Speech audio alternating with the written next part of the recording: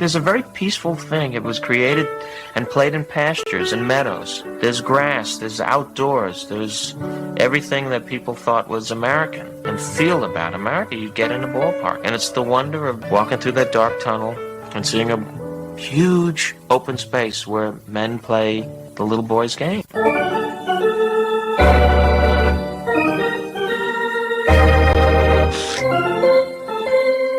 Touch a ball, Joe. You'll never hit a bigger home run in your life. A lot of room in right center. If he hits one there, we can dance in the streets. The 2-1. Swung line drive left field. One run is in. Here comes Green. Here's the throw to the plate. He is... High fly ball into right field. She is gone. Oh, say can you see by the dawn's early light what so proudly we hailed at the twilight's last gleaming, whose was stripes and bright stars through the perilous fight. O'er the ramparts we once were so gallantly streaming, and the rockets' red glare, the bombs bursting in air, gave proof through the night that our flag was still there. Oh, say does that star-spangled banner yet wave o'er the land of the free and the home of the brave? Play ball! Out of beer? 7 o'clock in the morning. Scotch? Hey, howdy, hi, and how the hell are you?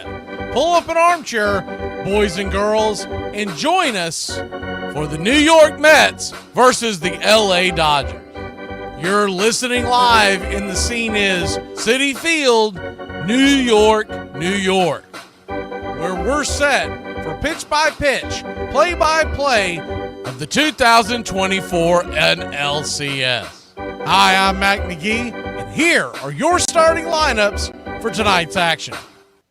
Leading off for the Los Angeles Dodgers, the designated hitter, Shohei Ohtani. Here in the NLCS, he has 2 home runs, 5 RBI, a .286 batting average, and a .1238 OPS. Batting second, playing right field, Mookie Betts.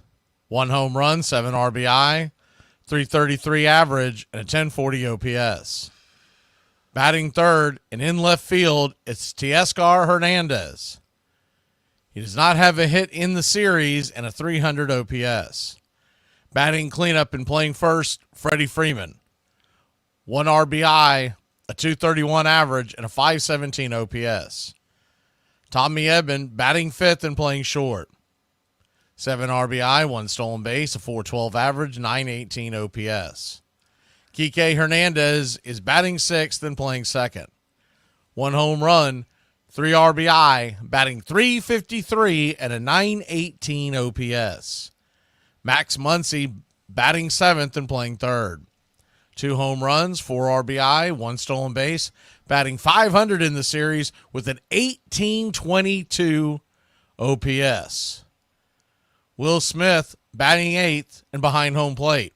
2 RBI, 188 average, and a .466 OPS, while Andy Paez is batting ninth and playing center. He has a .125 average in the series and a .347 OPS. On the mound for the Los Angeles Dodgers, it's Jack Flaherty. In the postseason, he's 1-1 with a .292 ERA. A 0.81 whip, 12.1 innings, 7 hits allowed, 8 strikeouts, 3 walks, 2 home runs. He'll be going head-to-head with David Peterson. The Southpaw is 1-0 with a 2.08 ERA and a 1.38 whip. 8 2/3 innings pitched, 8 hits allowed, 5 strikeouts, 4 walks, no home runs served. Backing up Peterson in the bottom of the first inning for the New York Metropolitans, it's Francisco Lindor. Leading off from shortstop, he has 1 home run, 1 RBI, a .250 average, and a .771 OPS. Brandon Nimmo is back at hitting second and in left field. 1 RBI, a .200 average, and a .494 OPS. Matt Vientos batting third, playing third. 2 home runs, 5 RBI, a .278 average, 889 OPS, 4 home runs in this postseason. Pete Alonso batting cleanup and playing first. He has 1 stolen base and a .133 average in this series, a .411 OPS. Jesse Winker getting the nod at designated hitter. He's batting fifth with a .286 average and a .730 OPS. Starlin Marte in right field with 1 RBI, .294 average, a .686 OPS. And Tyrone Taylor is in center field and batting seventh. 1 RBI, a .143 average, a .686 OPS. Jeff McNeil is at second and batting eighth. He does not have a hit in the series. Francisco Alvarez is behind home plate and batting ninth. a .200 average, and a .533 OPS. Calling balls and strikes behind home plate tonight, it's Bill Miller. Your first base umpire, Jordan Baker. Second base will be manned by Jeremy Rehack, and down the third base line, it's Mike McClinsky. Left field corner, Marvin Hudson. Right field will be manned by Nick Lentz. Game time temperatures here at Citi Field, 67 degrees. The Los Angeles Dodgers come into this game leading the series 3-1. The Dodgers are minus 135 on the money line. The over-under is 7.5. We'd like to thank all the Country Club members for helping support the channel. Please become a Country Club member today. And if you haven't already, smash that like and subscribe to Braves Country Radio. Well, it's about that time. Grab you a cold one. Find you an armchair. It's Trolley Dodgers versus the Metropolitans. Game 5 of a 7-game set. Dodgers need one more win to punch their ticket to the 2024 World Series. The New York Mets are trying to stave off elimination and force a Game 6, which would most likely be a bullpen game for LA in Dodger Stadium. Our pick to click tonight for the New York Mets, give us Jesse Winker. He's 9 for 24 lifetime versus Flaherty. 2 home runs, 2 RBI, 375 average. And for the LA Dodgers, we'll go with Kike Hernandez to keep the good times rolling. He's 4 for 7 lifetime against Peterson and hitting .353 in this series. We've been hoping for a 7-game series that'll take us all the way to Monday night, 8:08 first pitch. We'll have the call right here. But it's looking more and more like the New York Mets may be running out of the gas. Give us the Dodgers to punch their ticket and await the winner of Yankees versus Guardians. We'll take LA to win this one. They've been scoring in bunches. Dodgers 7, the Mets 2. Setting up a possible Dream World Series for Major League Baseball and the Fox Network of the New York Yankees versus the LA Dodgers in October. It's time to warm up those emojis, Country Club, and for everybody to get their game face on. If you're a Dodger fan, you're ready to get back to October. If you're a Mets fan, you don't want this dream to end.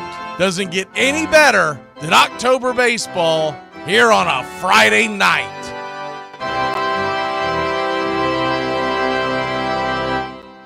Get this bus moving. Stop. Come back. Too late. Roll call! Yeah, roll call!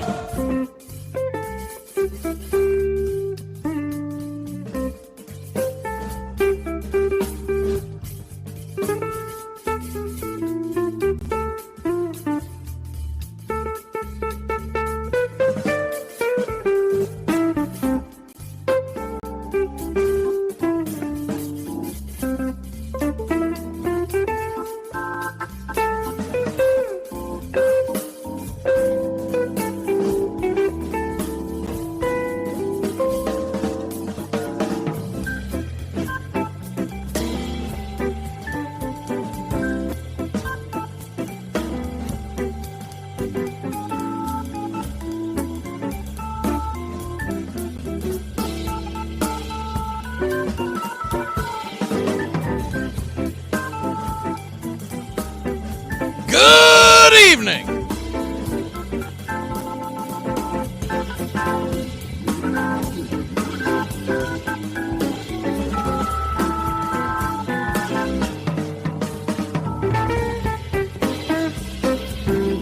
Hope y'all are having a great night, or about to have a great night. It's 5 o'clock somewhere, right? Friday night. We are just about set for pitch by pitch. Play-by-play. Gonna go ahead and do roll call real quick. Good evening, James Hagan, Country Club member. I see John, Robert.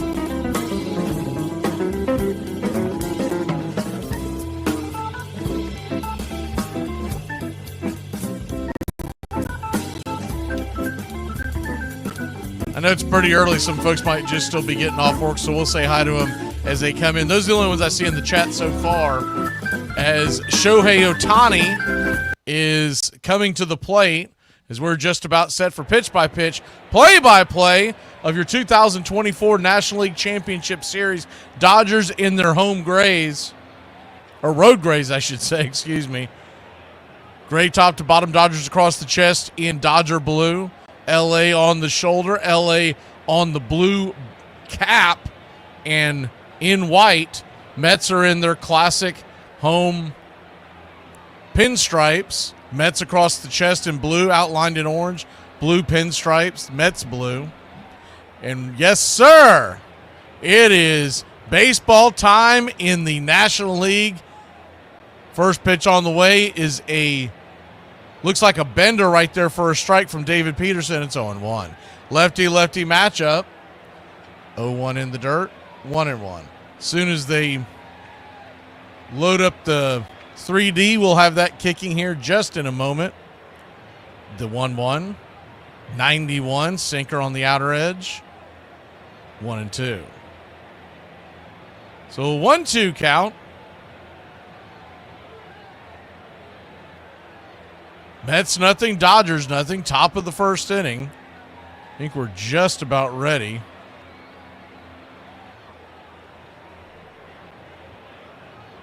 And away we go. Ohtani steps out of the box for a second. The 1-2. Left-hander deals. 94 inside, busts him off the plate. 2-2. Don't know if that was a purpose pitch to get him from leaning out over the plate. Remember, he's hit a couple of home runs the last 2 games. They were set up outside, so I don't believe it was, looked like a four-seamer. The 2-2 from Peterson, turns and deals. 92 outside wide. Full count. So a full count to Ohtani. Here comes the pitch. Swing! That ball's roasted up the middle. That's going to be in for a base hit. And it's just past the diving glove of Jeff McNeil at second. And it's a leadoff single for the Dodgers. And Shohei Ohtani here in the top of the first.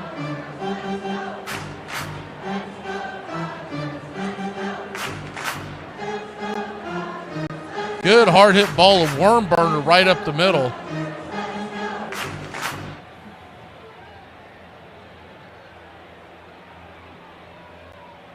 Mookie Betts will stand at the plate. Righty-righty matchup. Or lefty-righty matchup. First pitch on the way is a sinker off the edge for a ball. It's 1-0. Good to see everybody who was early in the chat. I know a lot of y'all are probably getting off work just about now. Say hello when you jump in. The 1-0 swing. That ball's lifted into right center field, making the sliding attempt, but it bounces off the glove of Marte. Shohei Ohtani's trucking around second, heading to third, and it's going to be a double for Mookie Betts and the Los Angeles Dodgers. Runners on second and third. Nobody out. Good to see you underwater. Don't forget to vote in the chat if you're a Mets. Well, you don't necessarily have to be a Mets fan or a Dodgers fan, but who you're pulling for in this series. If you're a Braves fan, it's like choosing the lesser of two evils, right? Good read by Ohtani. So he went about just over, we'll say just under halfway. When that ball bounced off of his glove, Ohtani gunned it to third. As the first pitch on the way to Teoscar Hernandez is swung on and grounded over towards short. Pretty deep in the hole was Lindor, but the runners will stay put. 6-3 put out. One away. One down. That'll bring Freddie Freeman to the plate. Lefty-lefty matchup. The first pitch to Freeman, as he had the day off yesterday. 92 outside wide. It's 1-0. Freddie nursing that ankle injury. Dodgers trying to get him some rest, hopefully get him ready for the World Series. The 1-0. Swing, rips it right at Pete Alonso. He'll make the catch. L3 in your scorecard, 2 down. Man, was that a hard hit ball. So they've already had some hard hit balls on Peterson. It was a worm burner by Ohtani, a pretty good hard hit ball by Mookie Betts. That was a bullet. And honestly, the one by Teoscar Hernandez really was a well-hit ball too. First pitch on to Edman, 93 off the plate. So in one, he might be getting a little too much of the plate. Going to have to try to settle that down. Last thing the Mets want to do is fall behind big here in the elimination game. The 0-1, switch hitter, Edman from the right side, the pitch. 94, well inside, called for a strike, but that's Bill Miller. When I saw he was the first base umpire yesterday, I kind of went oof, because you knew he was going to be pitching, going to be behind the plate tonight, and he is awful. Wide strike zone is what you can expect. The 0-2, swung on, rifle back foul. We'll do it again. If you are a Met or Dodger coach, and you went over this game with your offense, you had to tell them you got to swing early and you got to swing often, because Bill Miller always has a big strike zone. Big Bill Miller is always ready for that next cheesesteak. The 0-2 and the dirt 1 and 2. We always joke about these umpires having dinner plans or trying to get out of the game early. Well, if you see Bill, you know he's always got dinner plans. So a 1-2 count.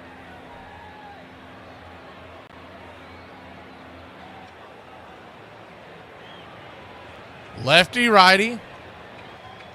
The pitch. Swing and a miss, strike 3. Peterson got out of it.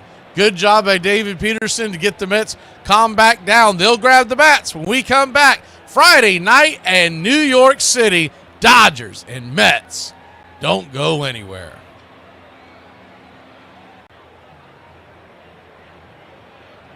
It's some bull when I hear people say that white people can't cook. Really? Newsflash, we're literally the whole reason why you have to show your ID to buy Sudafed. So, okay, love you, bye. Hey, I ain't even gonna lie, y'all. I be ordering my coffee so strong I think it might just show up on a drug test. Dad, who cut the grass? Same person who always cuts the grass. Me. Why? It's like the lines are crooked, like they're squiggly. Didn't you say your vision or something was going bad? Because it's showing. The lines, look how crooked they are. What are you talking about? They're crooked. Look, you see how it's not, aren't they supposed to be straight lines? What are you talking about? They are straight. What are you talking about? Nah, they look crooked. You should have Brett show you how to do it. I'll tell you what, instead of you sleeping until 3 o'clock in the afternoon every day, why don't you start cutting the grass? I should. Tell me Brett knows how to cut the grass. Every time he comes over here, he knows how to cook a egg on the stove. You're going to try to tell me he's going to tell me how to cut the grass. And as long as you're getting yourself a cup of coffee, would you mind getting me one too? I'm not getting myself coffee. Let me rephrase that. Get me a cup of coffee. And by the way, I take my coffee the way I take my women. Are you sure you want to pay $75 for a cup of coffee? In Orlando Cepeda's last few years with the Giants, some thought that his skills had eroded. The Cardinals couldn't have cared less, as Cepeda immediately began knocking the ball all over the park and driving his new teammates across the plate. We got Orlando Cepeda, which meant that your single now meant something. With Cepeda leading a recharged offense and the ferocious Gibson anchoring the pitching staff, the 67 Cardinals began to tear through the National League. They were as confident as they were talented, and it didn't seem like anyone could stand in their way.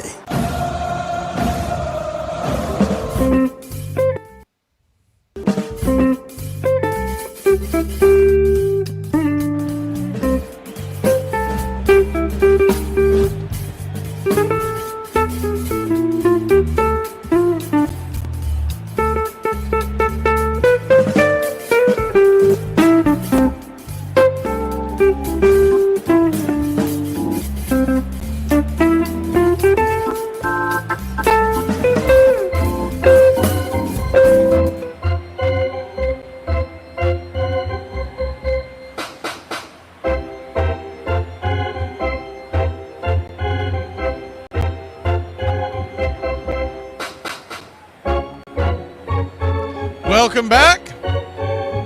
Francisco Lindor leads us off here in the top of the first inning, or bottom of the first inning, I should say. Jack Flaherty fires a first pitch strike just to set the tone. It's 0-1. Righty-lefty matchup.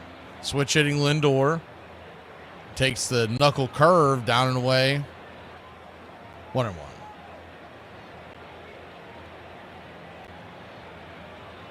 Lindor batting .188 in the series, but he does have a home run. The pitch. Down and in. 2-1. Remember, he had the home run in the only win by the Mets so far. First inning, he led off the game with a solo shot.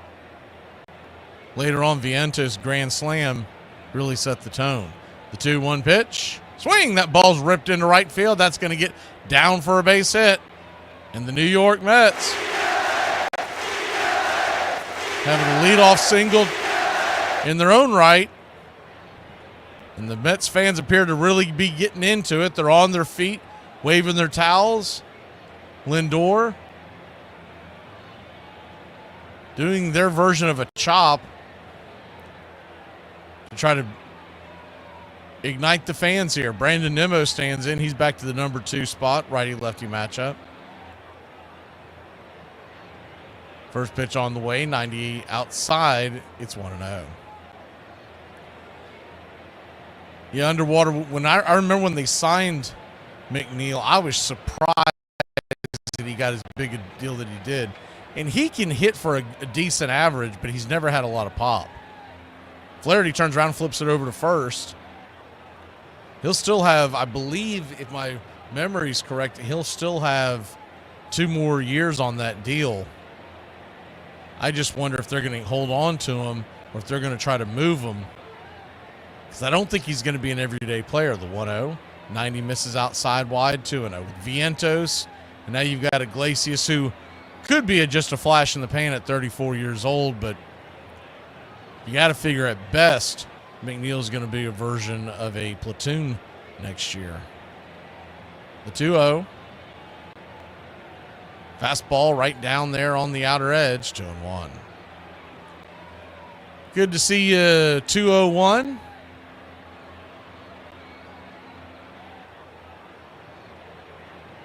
The 2-1 count.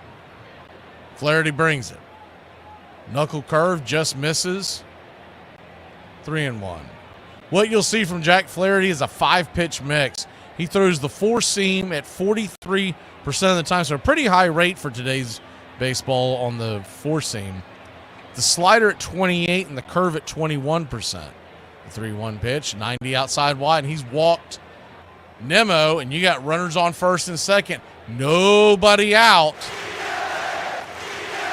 Matt Vientos, who's been their MVP this October, coming to the plate.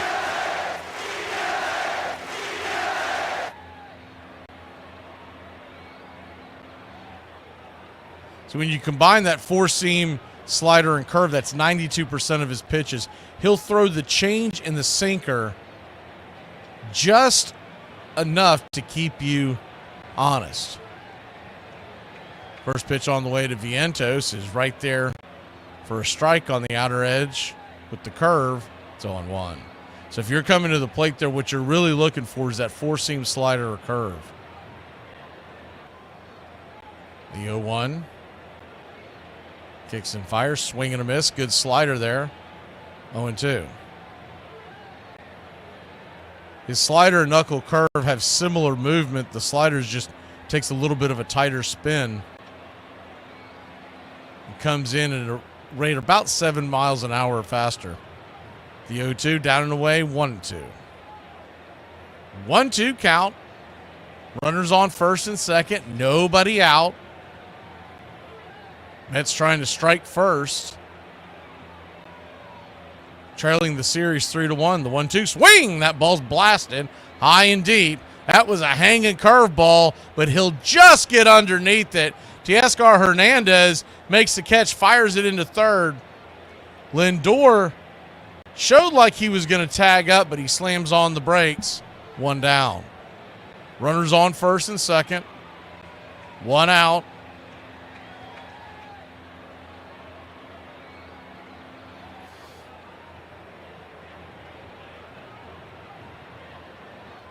Pete Alonso coming to the plate. These Mets fans, you think about this, if they were to lose this game, and even if they win the game, but if they were to lose this series, this could be the last time you see Pete Alonso in a Mets uniform at Citi Field. He is an unrestricted free agent. There's a lot of talk as the first pitch on the way. Right there at the knees, slider for a strike. It's 0-1. On whether or not the Mets will try to re-sign him or if they're going to try to go in another direction. And I think that'll be the first big decision made by this front office they brought in last offseason. They go 1, down and away, 1-1. Last offseason, he came in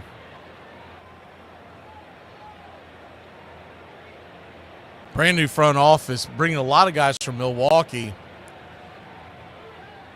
And you knew from the jump that this was going to be an improved roster as the 1-1, inside 2-1. They had a lot of money that they have tied up in expiring contracts. I think I saw 172s coming off the books this year.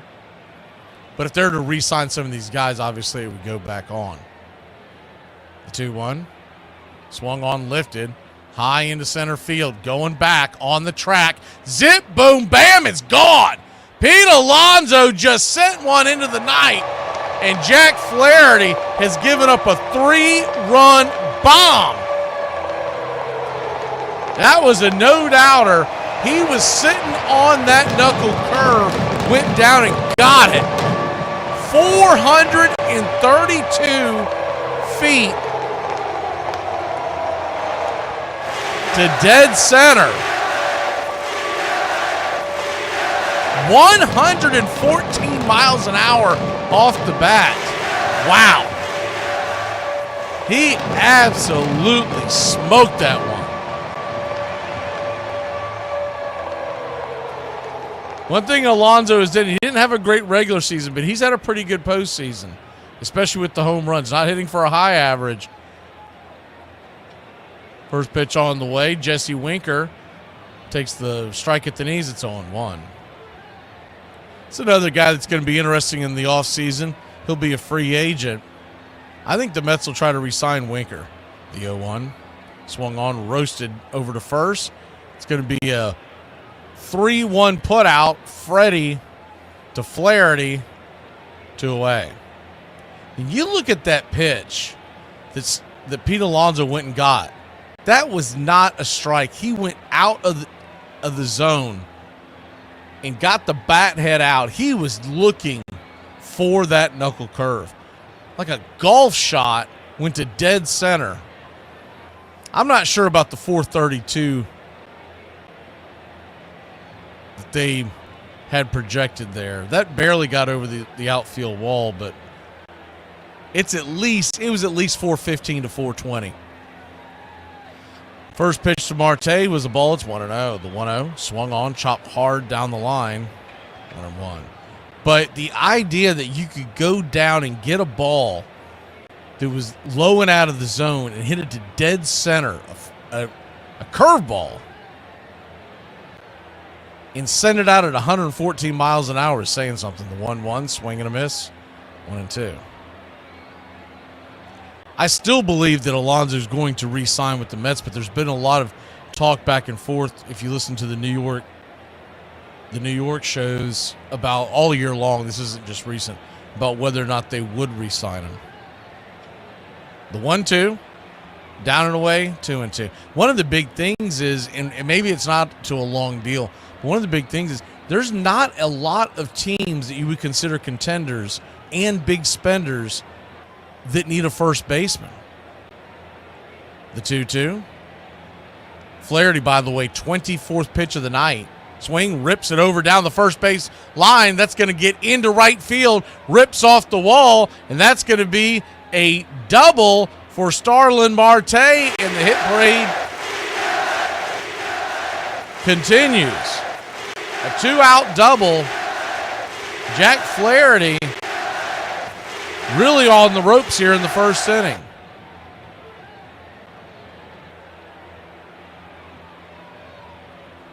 Man, was that a hard hit ball.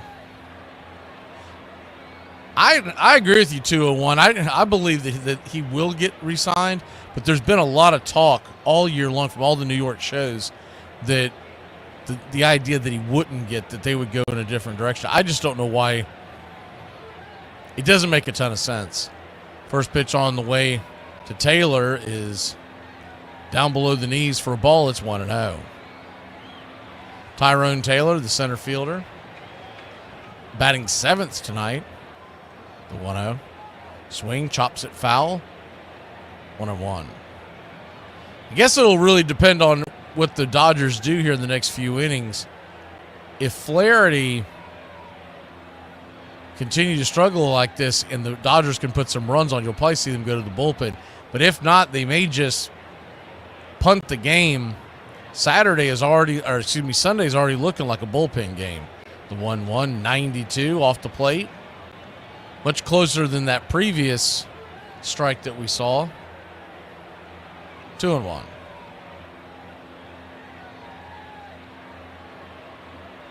Two 2-1 count. Kicks and fires, swung on, chops it foul, 2-2.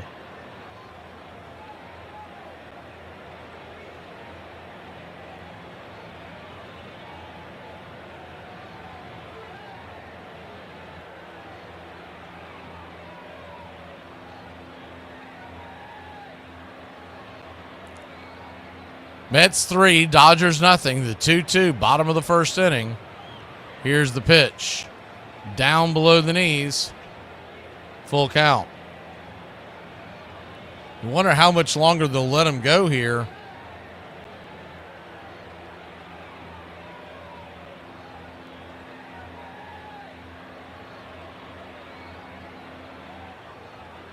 McNeil standing on deck. The 3-2 rip foul just past the third base dugout. We'll do it again.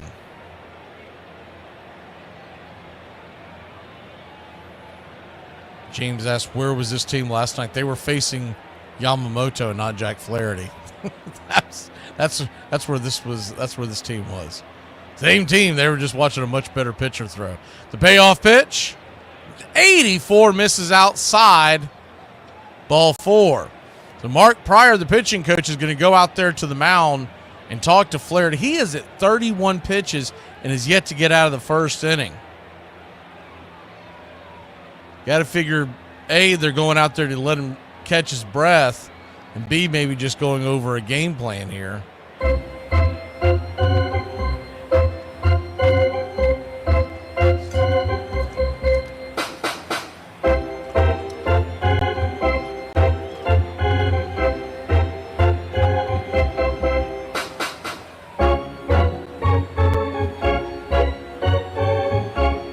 Pryor will head back to the dugout. Flaherty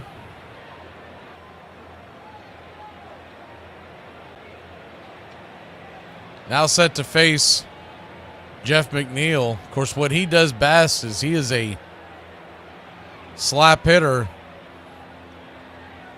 Past few years, hit with a much higher average. This season, just 238, but he won the batting title after sitting down the last day of the season in 22. The first pitch on the way, swung on, lifted high into left field, coming over, making the running catches, Hernandez. And that may be a game saver. We'll be back in a flash. The Dodgers will grab the bats. Top of the second we go, trailing 3-0. The Mets with their foot on the gas. Hey, I be wondering, like, why nobody eat banana Laffy Taffys, dog? They not bad. They really good, bro. Really got me questioning, like, how some of y'all eat banana pudding, but y'all not gonna eat a banana Laffy Taffy. Like, what's up with y'all, bro? I even know a dude that eat a banana like a dude ain't even supposed to eat a banana, and he turned down a banana Laffy Taffy. Nah, I don't even like banana like that, bro. I can't tell, you just deep-throated one. You walk in the gas station, you know they like 35 cents for singles. These be the only ones left. Then the cashier will talk about, yeah, take them. No, you're not about to treat me like you don't want them, bro. I'm about to pay for these. The moral of the story, I'm just asking y'all, like, why y'all don't like banana Laffy Taffys? 67, the Detroit Tigers with Danny McClain and Burl Wilson and Mickey Lolich. average, there's a chance that you might leave that city from a hitter's standpoint, maybe 1 for 20 or 1 for 25. And the Tigers could hit, too. Featuring power hitter Willie Horton and future Hall of Famer Al Kaline, Detroit scored the second most runs in the American League. You were always in trouble as a ball club when you went into Detroit. But for sheer star power, no team could match the Minnesota Twins. On the mound, they boasted former Cy Young Award winner Dean Chance, as well as one of the best left-handers in the game, former 25-game winner Jim Cott. And when it came to hitting, their trio of Harmon Killebrew, Rod Carew, and Tony Oliva was deadly. If you never got to see Rod Carew and Tony Oliva hit, you missed something, because Rod Carew won 7 American League batting championships, and Tony Oliva was a Rod Carew type hitter with power. You couldn't keep those first 2 guys off base, and then you had to face Killebrew, and if you made a mistake, you could be a couple runs behind real quick. And there it goes. It's way, way back. It's a home run. A 400-footer that sails.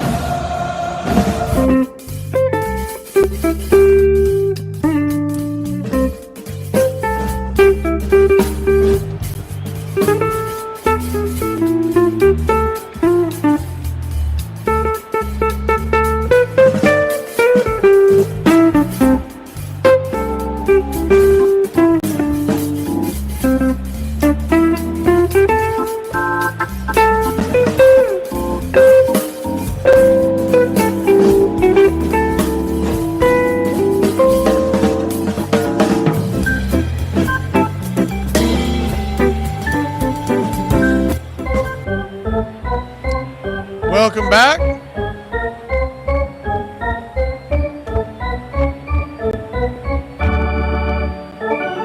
Kike Hernandez will lead us off. Hernandez, Muncy, and Smith due up. First pitch on the way from Peterson is off the plate wide for a ball. It's 1-0. So other than that one weird off the plate strike, he hasn't called a lot of wide ones yet. The 1-0 up top, misses high 2-0. If you missed the first part of the game in the second inning, first inning, top of the first, Dodgers had a really wide call. But other than that, he stayed pretty true to it. The 2-0 misses outside, 3-0. Sometimes that's just the way you set up. I just know from doing a lot of these games with Bill Miller behind the plate, he's one of those names that you see and you kind of cringe. The 3-0 to Kike, outside wide, ball 4. So he'll head on down to first, and the Dodgers look to try to put a run back on, maybe more here in the top of the second inning, trailing 3-0.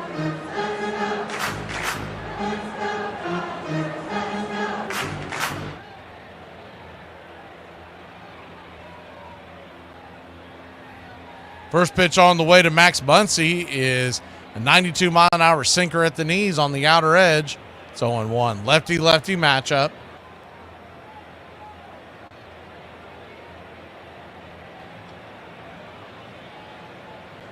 The 0-1 from Peterson. In the dirt, 1-1.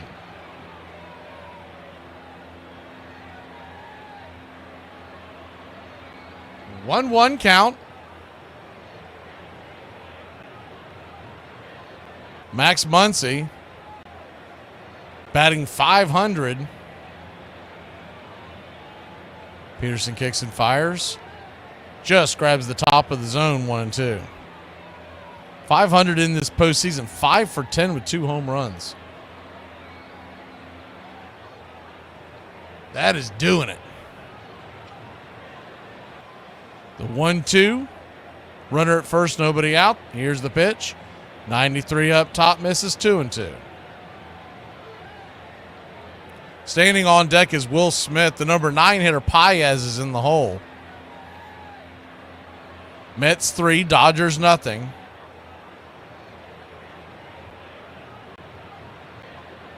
The pitch. 93 caught, looking, strike 3. Sinker at the knees. He got caught watching the paint dry, 1 away.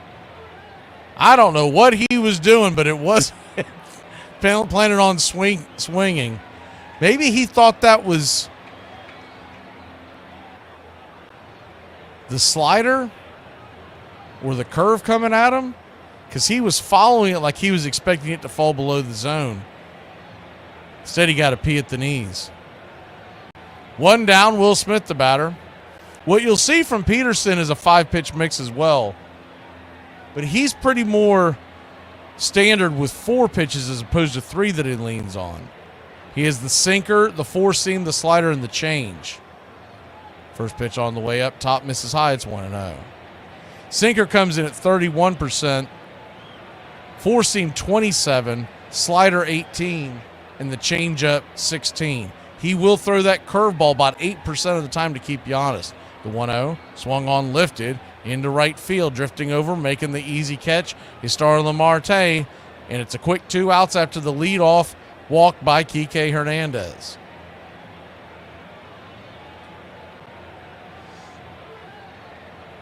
Two down. Paez, the batter. He's going to be looking to try to just get on with Shohei Ohtani on deck. Peterson probably would be pretty aggressive in this at bat. First pitch on the way, 94-mile-an-hour fastball. Just misses high. It's 1-0. 1-0.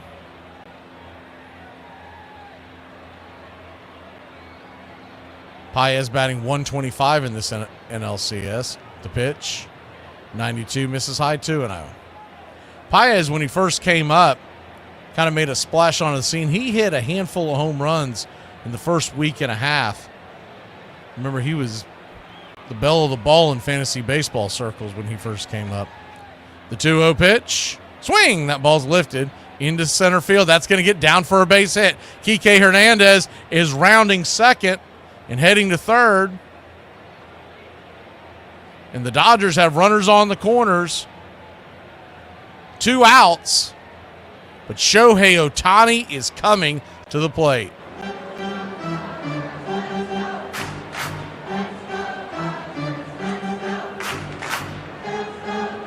Didn't really hit that ball on the screws, but got it elevated.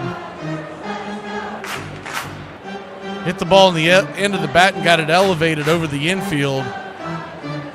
Kind of hit them where they ain't type hit. Shohei Ohtani, who's 1 for 1 with the single so far, stands in lefty-lefty. First pitch in the dirt. That ball kicks away. That is going to be a run. That throw was in the dirt, and that is one of the things that Peterson has had some problems with over his career, is he has thrown a lot of wild pitches. That was a sinker, 94-mile-an-hour sinker, and the Dodgers have scored and cut it to a 3-1 lead. On the play, Paez moves up to second. Alvarez was trying to backhand that, and normally you would say that the catcher needs to get in front of that, but he had no chance at that. When he's expecting a sinker on the outer edge and you throw it down and in and it hits the ground. 1-0. Misses outside wide, 2-0. So now it's not ideal, but you wonder if Peterson may be thinking about pitching around Ohtani. You've got Mookie on deck, and he had himself a night last night. But Ohtani does loom up there as the 2-0 is well out of the zone, 3-0. He really looks like he's pitching around Ohtani. I don't know if that's advised considering Mookie Betts going 4 for 6 last night.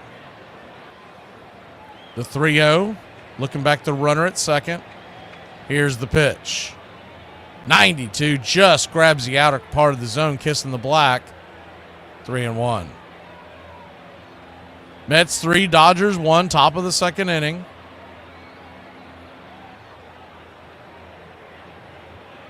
Ohtani calls timeout. Looks like he's got something in his eye, almost like a issue with the, I'm not sure if he wears contacts or not, but it's almost like he's digging something out of his eye. I'm sure it's just a speck of dirt or something.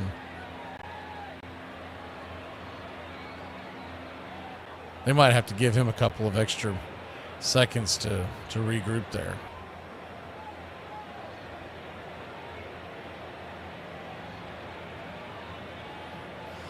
The trainer went to go out there.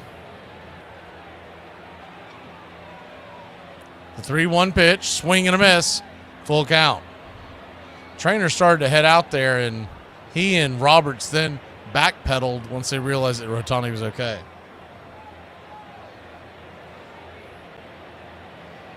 So a full count to Ohtani, runner at second, 2 outs, 1 across so far. Mookie Betts looms on deck. The payoff pitch. Outside wide, ball 4. So runners on first and second, 2 outs. Peterson, by the way, he is at 36 pitches here in the second. So though he had a pretty quick first inning, the number of pitches really starting to mount. Dave Roberts was having a chat with Mookie shortly before whatever that was in Ohtani's eye got in his eye. I wonder if they may have been going over strategy. Meanwhile,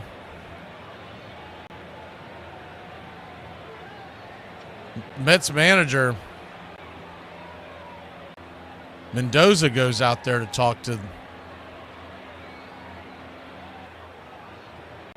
Peterson. Mookie Betts, 4 hits and 4 RBIs in last night's game. Says he's the 3rd player in franchise history, postseason history, to do that. First pitch on the way to Mookie is a teardrop curveball. Just misses outside. It's 0-1. It's really a pitch that if he can hit that curveball right there in that spot, he makes it much more dangerous of a pitcher. Just missed it. The 1-0. Swung on, fisted, high, over to first. Lonzo's got it, and that'll end the inning. So Peterson gets out of the jam. Could have been a lot worse. We'll head to the bottom of the second. Dodgers, Mets, 3-1, game number 5.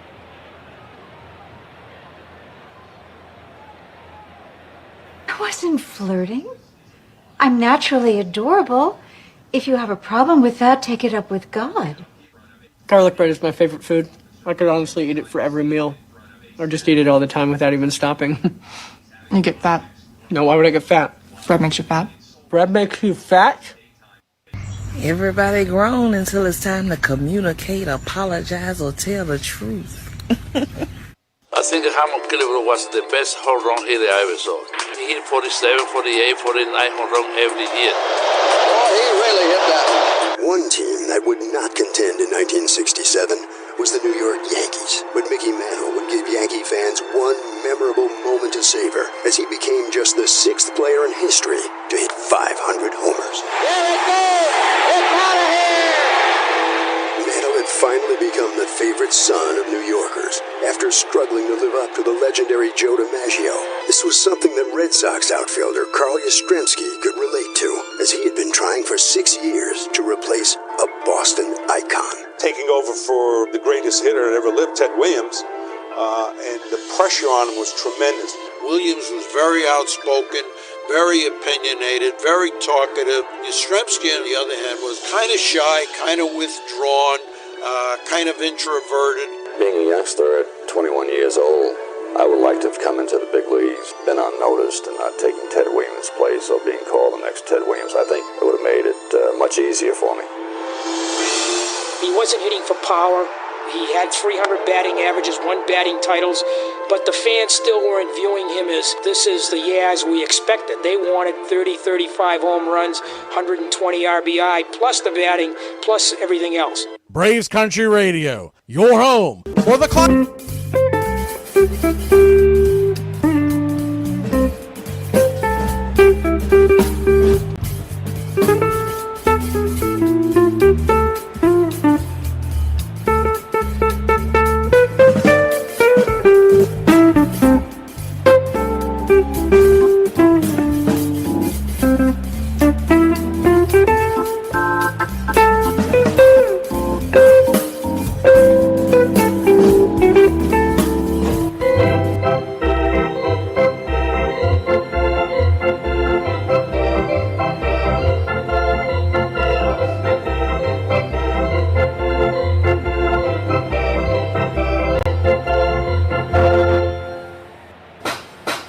Welcome back.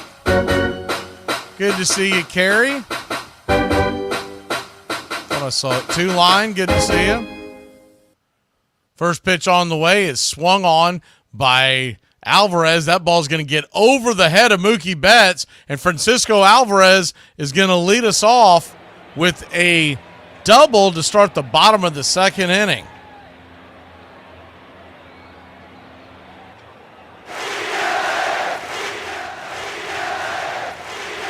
Good hard hit ball by Alvarez. Flaherty was just trying to lay one out there and get me over strike, and Alvarez pounded it over the head of Mookie.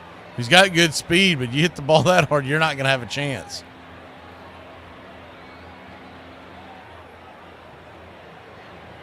So a leadoff double as Flaherty's problems continue. Gave up 3 in the second. First pitch on the way to Lindor as the lineup flips over already. It's outside wide. It's 1-0. The 1-0.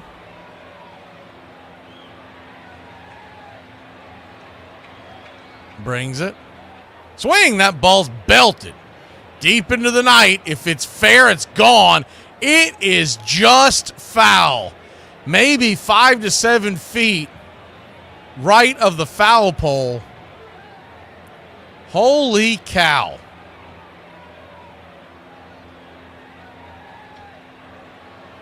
He just missed that one.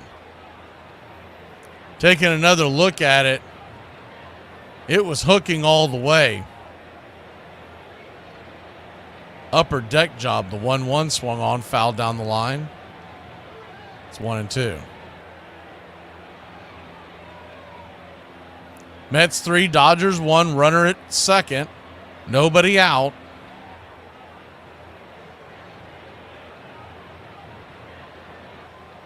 The 1-2. Swing! That ball's belted again.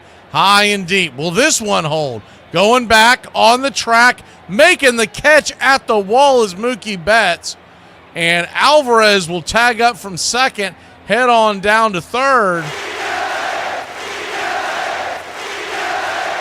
Lindor missed that by maybe 2 feet. Betts back at the wall. Wow.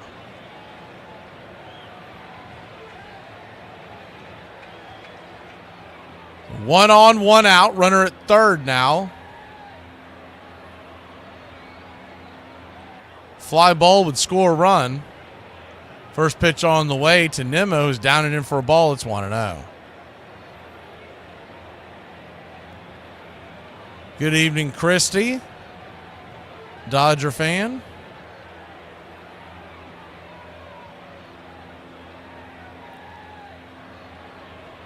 The 1-0. Down and away, 2-0. And I don't know what the Japanese symbols mean on your YouTube page, but good evening as well.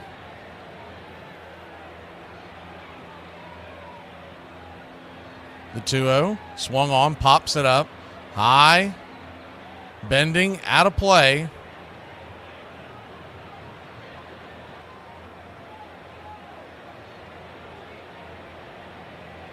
I have to take another look at that. Was I seeing that? Oh, okay, never mind. I thought I saw Alvarez heading towards the plate. It was actually Muncy. Misread it at first. I was like, man, he's lucky that ball didn't get caught. He would have been dead meat. The 2-1 to Nimmo. 41st pitch of the night.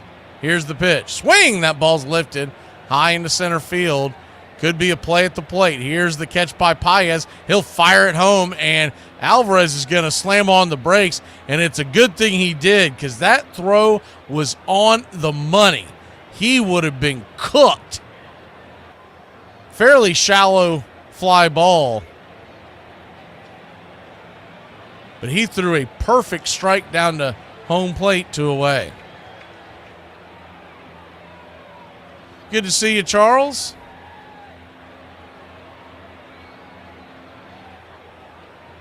We've got Ruben in the Facebook chat. Good to see you.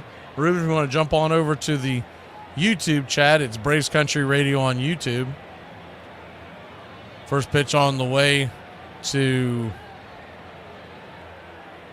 Mark Vientos is down and away for a ball. It's 1-0. Righty-righty matchup.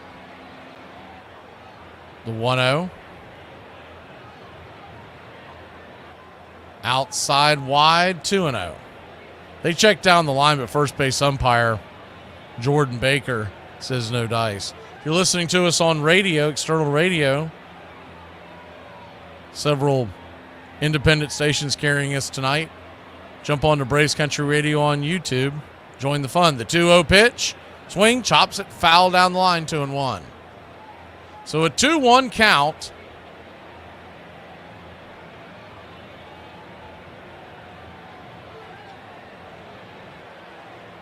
Runner at second.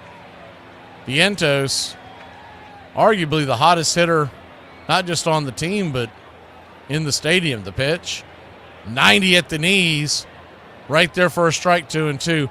On the release, Jack Flaherty slipped.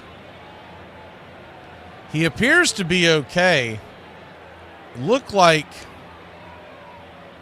his plant foot just lost the grip on right there at the bottom of the hill. The 2-2 swung on, pops it up high into center field. Should be an easy catch for Paez. It is, and that'll end the inning. So they get a leadoff double by Alvarez, but the Mets can't put it across. We'll be back in a flash. Dodgers grab the sticks when we come back, trailing 3-1. Your biggest red flag? I don't know. I drink too much and I black out. You black out? I black out. When's the last time you blacked out? Like last week. I'm sober right now. You're not sober right yes, now. I am. I'm looking at you. All my life, I'm sober. Okay, ask me a question then. Okay, what's your deepest insecurity? That I have a bad personality. You have a great personality. You don't know me. I love your personality. Thank you so much. I don't even know who you are. I just tell you have a great personality. I'm a little drunk. Can I ask you a way worse question? Of course. Would you do? Nah. Why? It's too small. I don't think that matters. It does matter. Oh, you gotta give him that hawk to spit on that thing. You get me? Today we honor Willie Mays' wonderful career. He is the only player to have at least 50 home runs in a season and 20 triples in a season. Even more impressive, it happened only 2 years apart. He was always in contention for the MVP award, receiving MVP votes in each season from 1954 to 1966, a stretch of 13 years. He was an extra base hit machine, hitting at least 70 extra base hits in 13 straight seasons. His 18 All-Star games as a starter is the most for any player in Major League Baseball history. Some say they invented the All-Star game for Willie Mays. He is the best center fielder of all time. His 12 Gold Gloves are the most by any center fielder. He is the only player in MLB history with at least 3,000 hits, a 300 career average, 300 home runs, and 300 stolen bases. He had 4 home run titles, 4 stolen base titles, and 1 batting title. He also led the NL 5 times apiece in OPS and slugging percentage. He was the first player in Major League Baseball history to hit 50 home runs and steal 20 bases in the same season. He finished 6.6 WAR shy of the all-time mark for position players,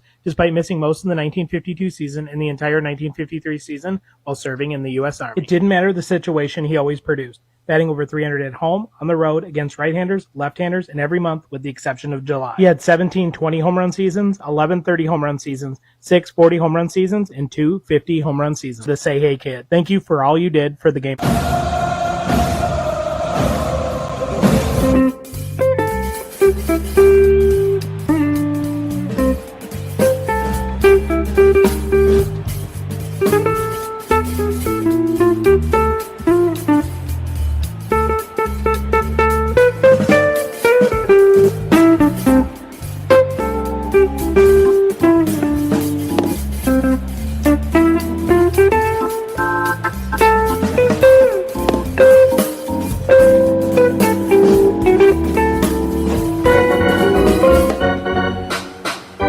Welcome back.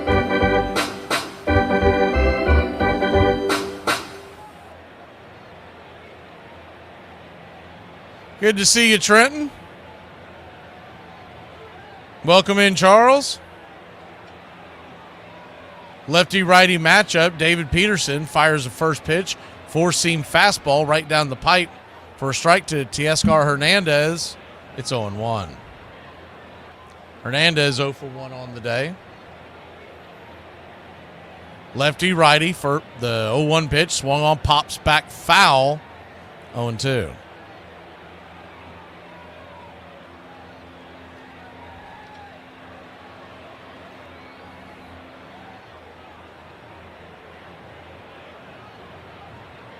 0-2 count.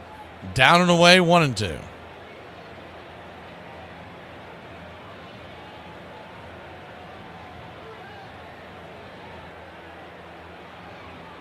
Mets 3, Dodgers 1, the 1-2. Outside wide, 2-2.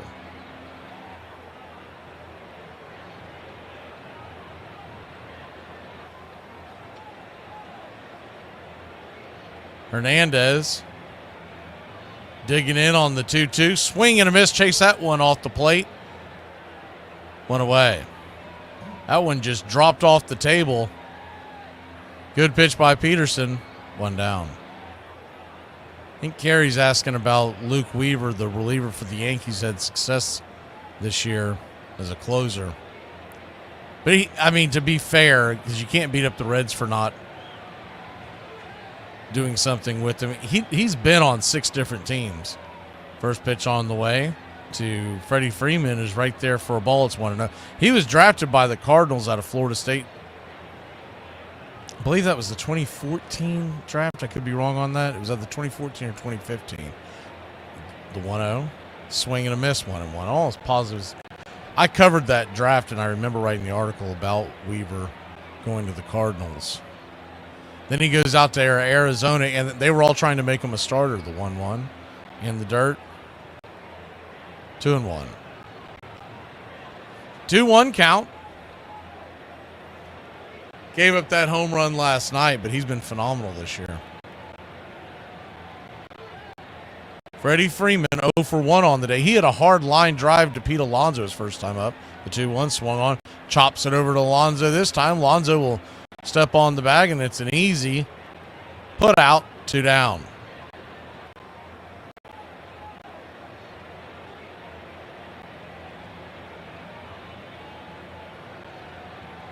Two down, and that'll bring Tommy Edman to the plate. Peterson looking for a 1-2-3 inning. He could really use it. His pitch count up at 47 right now. If he could get a quick out here, he'd be back on track. First pitch to Edman, swing and a miss. Came out of his shoes on that one. It's 0-1.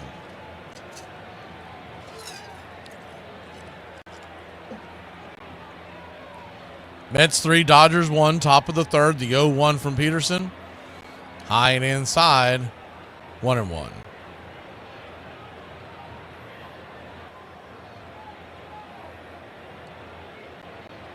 The 1-1 swing, rips it over. That's going to get through the hole on the left side of the infield. The 5-6 hole, that'll head out to left field, and it is a 2-out single for the Dodgers.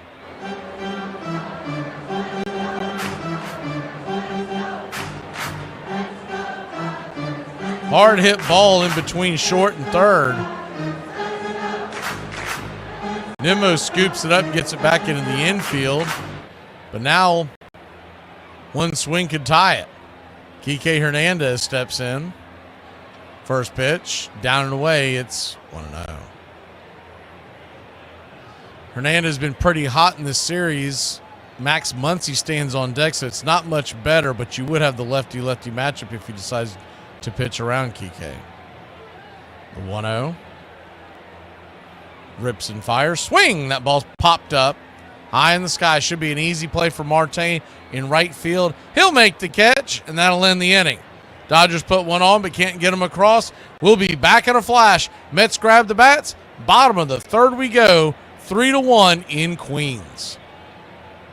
Y'all, back when I was a kid, I couldn't stand watching anything with subtitles. Now I literally need them because I can't understand anything them people be saying. Brother, first time hearing this joke, and let him hear this joke, test out his mentality right here. So you had these two dudes, they was dating, but their relationship was kind of, rocky. So one of the dudes wanted to spark, add some flames to the relationship, so he went and got this little game.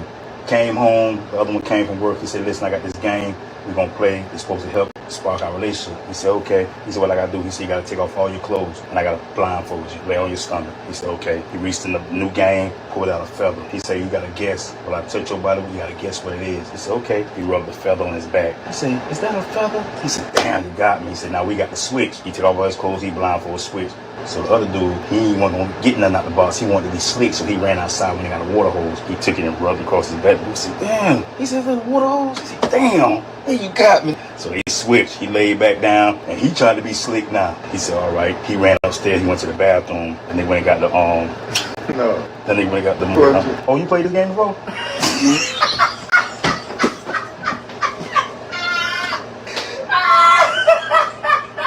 This is 6 thing you didn't know about Daryl Eugene Strawberry. Number 1, Strawberry and Howard Johnson are one of only 2 teammates to have ever gone 30 home runs, 30 stolen bases in the same season. Number 2, in 1988, he hit a 525-foot home run that struck the roof of Olympic Stadium in Montreal. Number 3, he had 2 3-home run games in his career. Both came against Chicago teams, and there were almost 11 years to the day between each of them. Number 4, he was the starting right fielder in 5 straight All-Star games, and he appeared in a total of 9 All-Star games, including 8 in a row.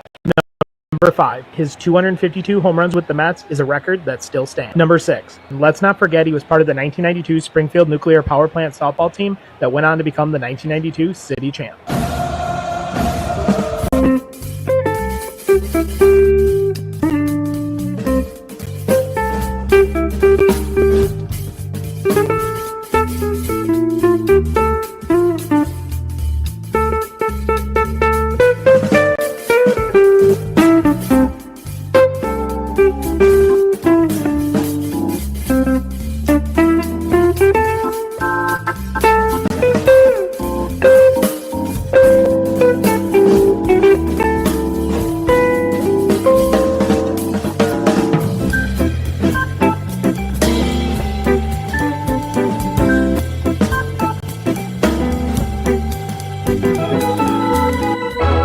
Welcome back. Pete Alonso leads us off. Flaherty still in the game, trailing 3-1. First pitch from the right-hander, swung on, chops it foul off the plate. It's 0-1. Flaherty hung a curveball below the knees to Alonso his last time up, and Pete did not miss it. He slammed it over the center field wall, dead center, 114 miles an hour off the bat. First pitch on the 0-1 pitch on the way, swing and a miss. Coming out of his shoes, swinging at the fastball, well out of the zone, out wide, 0-2.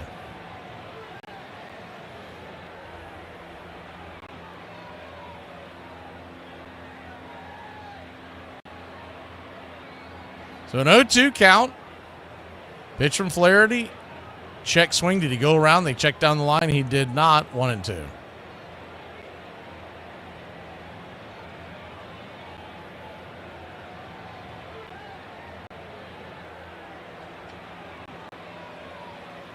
The 1-2. Brings it. Swung on. Chops it foul down the line. We'll do it again.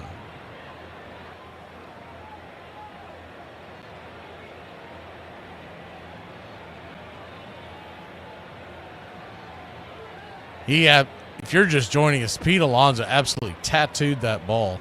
The 1-2 misses high, 2-2. Still unbelievable that he hit that thing below the strike zone with such power. He had to have been sitting on it. So a 2-2 count.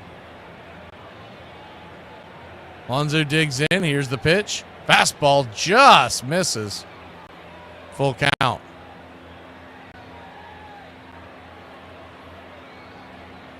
So we'll see if Flaherty will actually give Alonso something to hit. The 3-2. Down and away, ball 4, and they did pitch around Alonso. Flaherty wanted nothing to do with that after that 3-run home run. And that'll bring Jesse Winker to the plate. Winker, who's swung a pretty good stick of late, in the lineup tonight.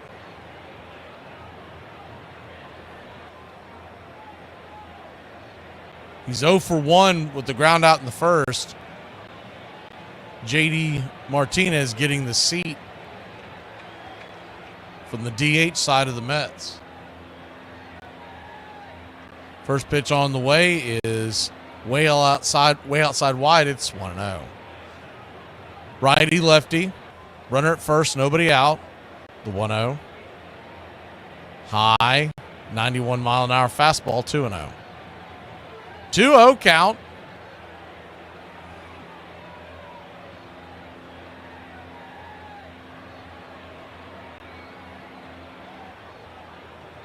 Mets 3, Dodgers 1, bottom of the third.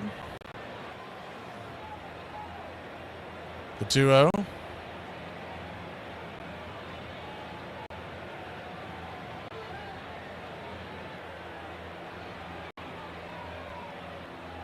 If you're Dave Roberts, you just wonder how long you go with Flaherty if you have a chance to win this one. The 3-0, well outside wide, another walk, ball 4. And so the New York Mets have walked the first two, have gotten on via the walk for the first two batters. Pryor going back out there to talk to Flaherty, trying to buy time.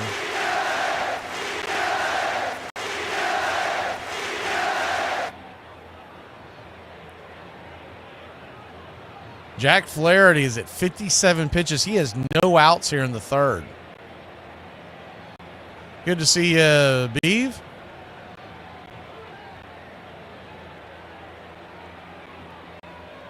They just made a motion down to the pen. Looks like they got the lefty just about ready. So if they do decide to go to the pen.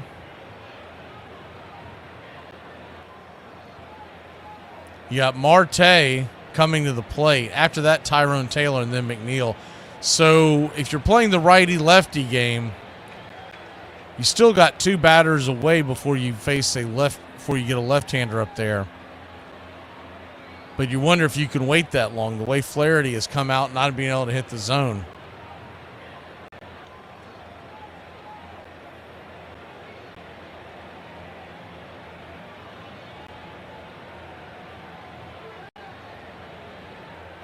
Starlin Marte digs in.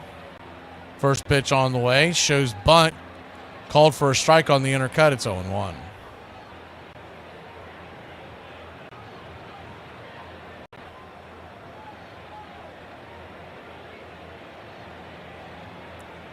The 0-1.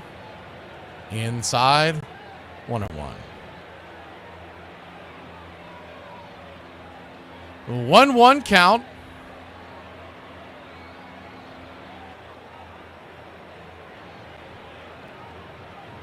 Flaherty comes set, looks back the runner at second. Here's the pitch. Swing, Ripto down the third base line. That's going to get into the corner, and the Mets will take at least a 4-1 lead as Alonso crosses the plate. Here comes Winker, the throw. Too late. It's 5-1 New York.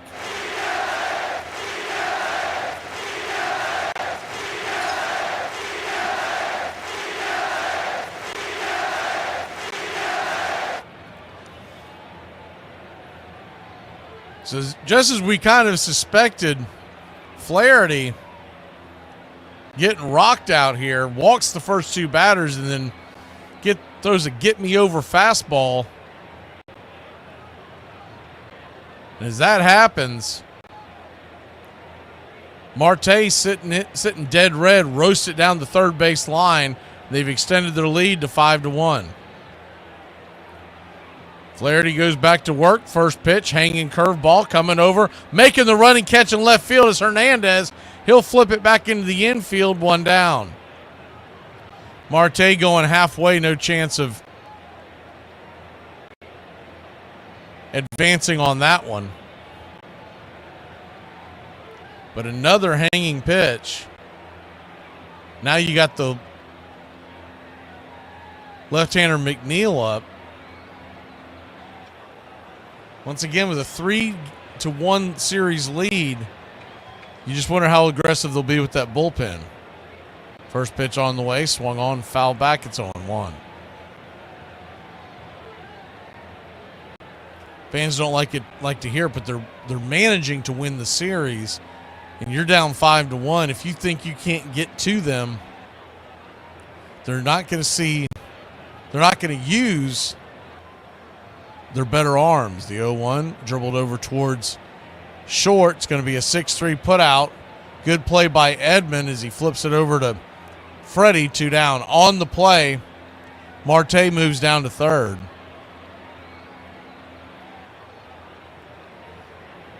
So 2 down, and Alvarez, who remember, he's already hit a double.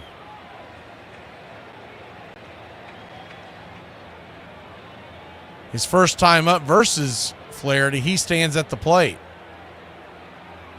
Righty, here's the pitch. Curveball right there at the knees. It's 0-1. His curveball doesn't seem to be as sharp as it was in game 1 of this series. And then not only that, the rest of his pitches are just catching way too much of the plate. The 0-1.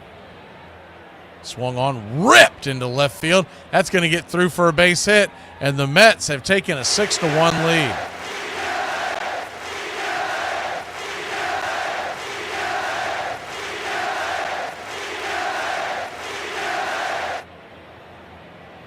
Hard hit ball.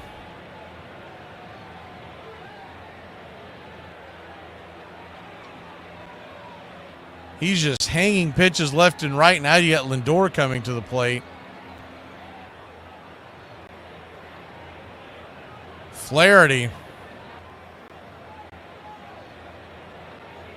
yelling and screaming on the mound, but I mean, sorry, buddy, that's all you, man. You can yell and scream all you want. You're the one getting dunked on. First pitch on the way, 92. Down below the knees. It's 1-0. Flaherty appears to be one of those guys, just like the hitter that goes in the dugout and beats the hell out of the Gatorade bucket with the bat. He seems like to be one of those pitchers that every time he starts getting thumped, he just starts yelling, so you know that he cares. The 1-0 right there at the knees, 1-1. Remember, he got into it with the Padres in the NLDS. Going back and forth with their dugout. The 1-1 swung on, rips it down the first base line. It's going to be another double into the corner, and Mookie Betts fumbles the ball. He'll fire it into the infield, and the Mets will score another run. This should be a double and then an E9. We'll see how they score that. But if they know what they're doing, that's a double and an E9, and the Mets lead it 7-1.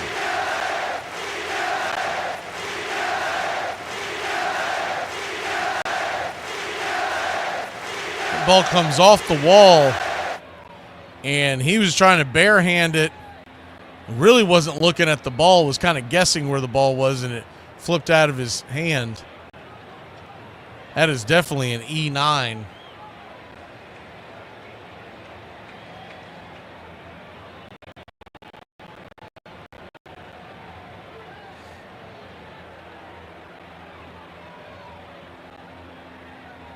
Strangely enough, they have not put an error up there, so that's just a bad job by the scorekeeper at Citi Field. First pitch on the way to Nimmo, missed high for a ball, 1-0. The 1-0 misses, 2-0. They'll probably change that as we go along, but that's just a really bad job by the scorekeeper. You've got to give that an error. That ball bounces out of your hand and costs. Not only did it cost an extra base, but it cost a run, because if he doesn't bobble that ball, Alvarez is going to be stopped at third. The 2-0 swing, rips it. That ball's going to get through, and that's another base hit. And the Mets lead it 8-1. Jack Flaherty getting spanked out there on the mound. And they haven't even appeared to be heading out there to the mound. He's just letting them eat it.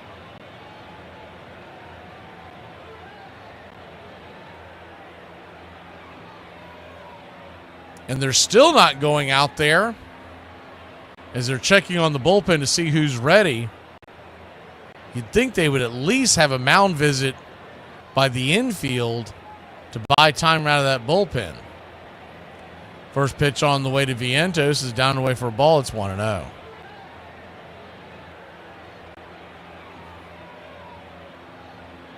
The 1-0. Down and in. That ball bounces out of the glove of Will Smith. That'll be an error. Runner moves down to second. 2-0 count. 2 outs. Pass ball on the call.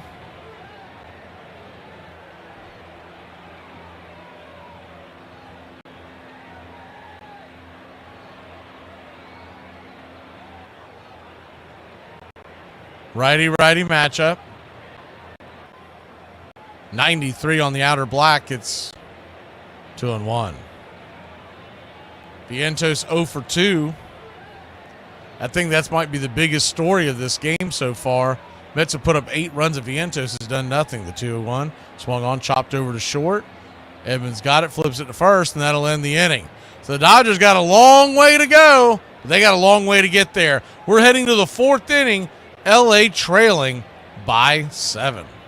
How to talk about somebody behind their back, the Irish way. So the first one I'm going to show you here is the dip your toes in technique. This is when you're with a friend and you want to bitch to them about another one of your friends, but you still want them to think you're nice. What I'm going to do is quickly dip my toes in with an insult. John seems to have an awful lot of time on his hands lately. Then pull back with a compliment. He's a good laugh though. Now we intensify. He mustn't be working at all, is he? But he's not the worst fella I've ever met in my life. I hear he can't pay his mortgage and his wife is cheating on him and everything. Now instead of a compliment, we're going to use a compliment that everyone knows is an insult. He's looking very healthy. That means he's f***ing fat. I know I've said it more than once, but I am sick and tired of f***ing inflation. 4 years ago, all this food would have been $150. I just spent almost $400 on groceries. This is ridiculous. Like, hello, complaint department, is that you? Yes, it's me, Ashley. Sometimes I think people underestimate just how good of a player Ichiro was. So here are some facts that show just how good he actually was. His 4,367 hits in his professional career are the most of any player in baseball history. He holds a single season record for most hits with 262. Even though he debuted at age 27 and had a 9-year career in Japan prior, he still managed to finish his major league career with 3,089 hits. In the first at-bat of his 3rd MLB game, he singled, which raised his career batting average to 300. From there, it never dipped below that mark for the rest of his career. If he came out of retirement, it would take 444 hitless at-bats for his career average to dip below 300. It is estimated he had 694 infield hits in his career. His .329 average against lefties is the highest on record for a lefty batter since split data became available in 1974. He had 7 20-plus game hitting streaks during his career.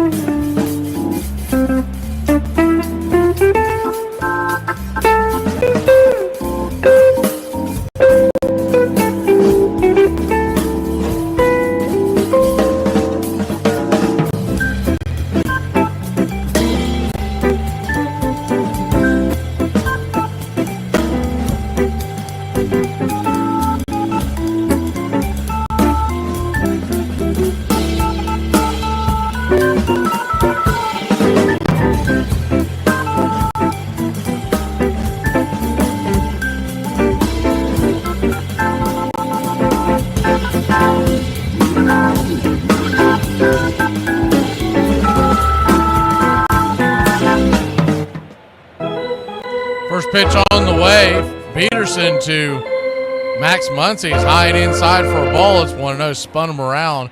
Almost got him.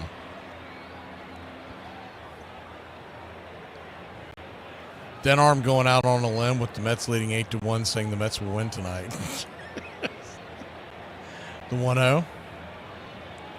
Inside almost gets him 2-0. I wouldn't put anything past the Dodgers offense or the Mets bullpen. So I'd say there's a very good chance, but you never know. The 2-0 count. Right there for a strike, 2-1. The way that offense of LA is, it gets on a roll. He can get away from you quickly. Remember, last 2 nights, 8 runs wasn't enough to beat the Dodgers. The 2-1, down and in, 3-1. But spotted an 8-1 lead. The Mets will have to continue to score. You don't want to sit on this lead facing this Dodger offense. The 3-1 to Muncy. Swing, chops it foul. 3-2. The one thing Peterson has to do is he's got to be aggressive and not start walking guys, putting ducks all over the pond. The payoff pitch to Muncy from Peterson. Swing, chops it over towards first. Scooped up by Pete Alonso from his glove, barehanded by Peterson. He'll step on the bag. Pretty nifty play, one away. That was almost danger. Danger, Will Robinson. He scooped it with his glove, and it was kind of a high throw, but Peterson, tall enough and athletic enough to kind of pause, catch it, and then still find the bag as Muncy was busting it down the line. It'll just look like 3-1 in your scorecard tomorrow morning, but little plays like that can lead to big innings. First pitch to Will Smith, misses outside for a ball. It's 1-0. The 1-0, 90 right down the pipe, 1-1. So a 1-1 count.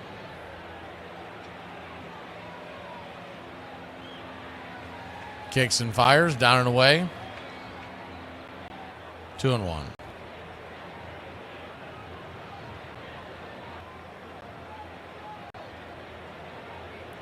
The 2-1 from Peterson. Misses high, 3-1.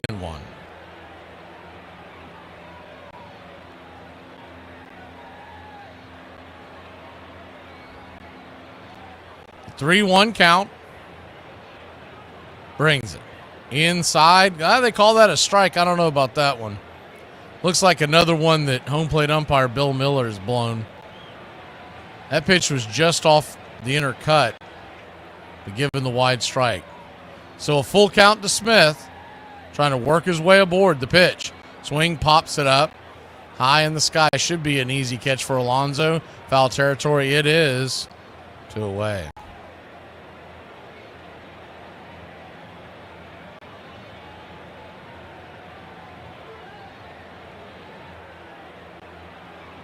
Two down.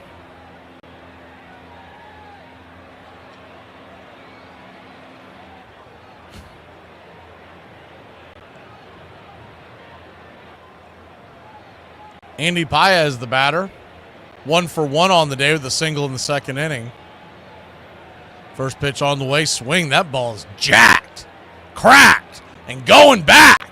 That is a solo shot. Holy cow, did he get a hold of that one. And Andy Paez talked about it early when he first came up. He's got pop in that bat, and it's 8-2. Look how big of that blown call by Bill Miller behind home plate earlier that would have walked Smith. That would have been a 2-run shot, but nonetheless, it's 8-2. Still a long way to go in this one.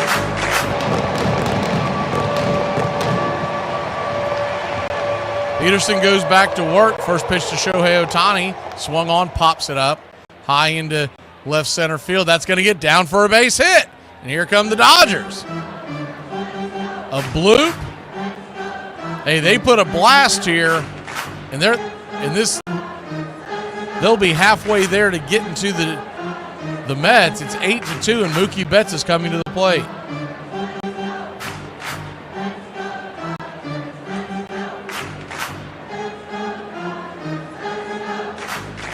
Ohtani just fisted it high in the sky, and it was a Texas leaguer there over the infield in front of the outfield. First pitch on the way to Mookie Betts, high and out of the zone. It's 1-0. 1-0. Betts batting .289 this postseason, 3 home runs, 4 hits last night. He's 1 for 2 tonight. Peterson flips it over to first. Bad throw, but a good scoop out of the dirt by Alonso will keep Ohtani right there.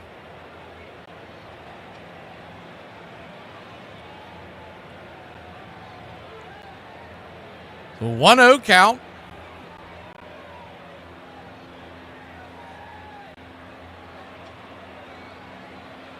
Lefty righty. Here's the pitch. Outside wide 2-0. Chat's cracking me up. I can tell there's some tinfoil hats in that group tonight.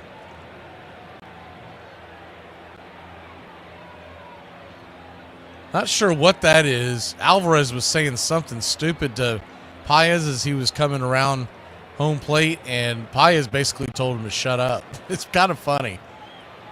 A 2-0 count, and they're going to have a mound visit out there.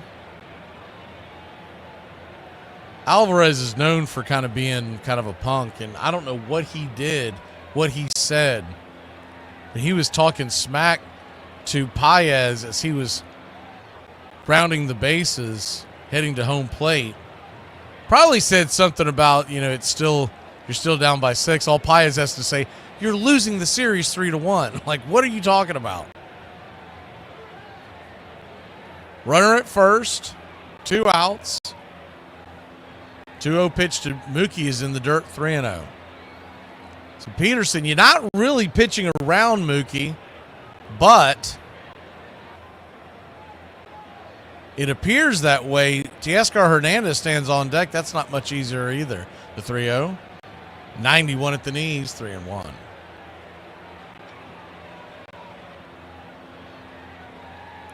So a 3-1 count.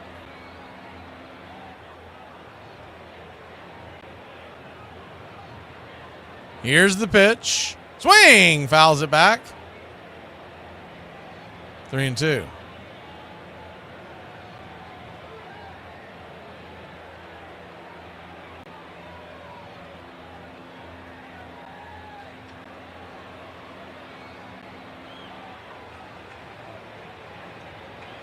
The 3-2. Up top. Misses, ball 4. So the curveball misses. And they got runners on first and second, 2 outs.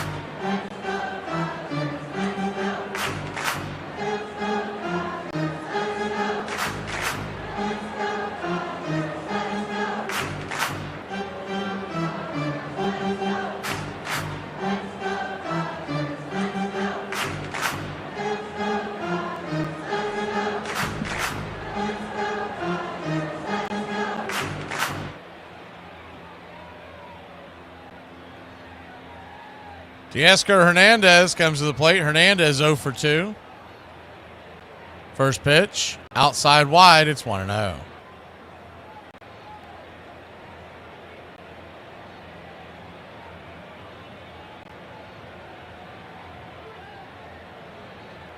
The 1-0.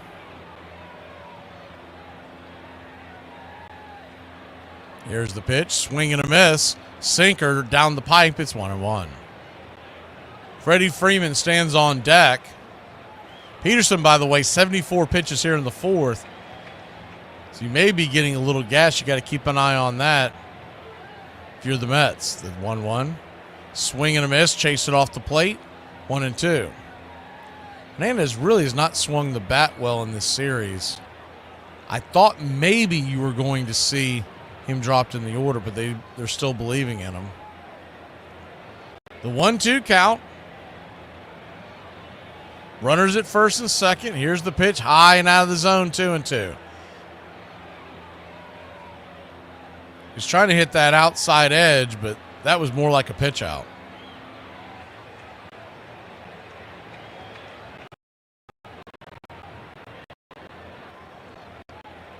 The 2-2. Swing! Chops it foul down in between home and third. Deuce is wild.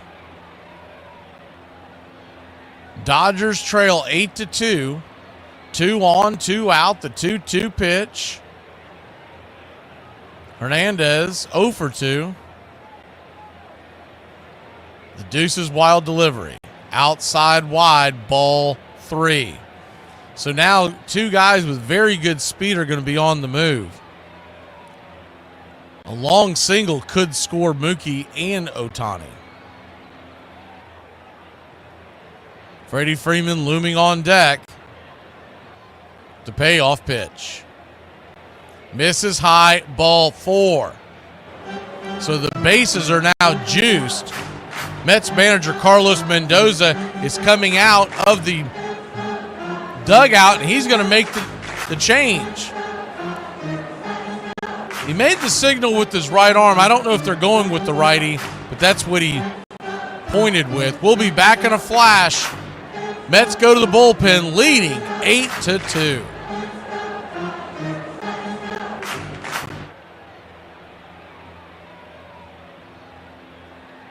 Y'all be flirting with me on every app, except for Cash App. So it says here you're fast with math? Extremely. That's impressive. What's 31 times 17? 47. It's not even close, but it was fast. My trolls out there wondering if I am a man dressed as a woman. If you gotta question it, I'm gonna say it's a natural woman. Because have you seen the surgeries nowadays? Oh my God, God. I ain't gonna lie, y'all. Going out drinking is not the same fun activity that it used to be. I'll be waking up in critical condition. Say the weird thing. People are desperately seeking realness. You have never once heard the Monster Mash. You've heard a song that they call the Monster Mash, but you've never once heard the real song, the Monster Mash. The Monster Mash that we know is describing a party, but you never actually hear the Monster Mash they're describing itself. Before I work on myself, does anyone like me insane? But now the pressure on Maris intensified. Would he break Ruth's record? Reporters asked again and again. How the hell do I know? He answered. I don't want to be Babe Ruth. He wasn't Babe Ruth. And Yankee fans never let him forget it. Even the front office tried to change the lineup to favor the more popular Mantle. Under the relentless strain, Maris's hair began to fall out in clumps. Always taciturn, he now kept silent, refusing most interviews, keeping to himself. Through it all, Maris kept hitting, and in mid-September, Mantle's injuries finally forced him out of the race with 54 home runs.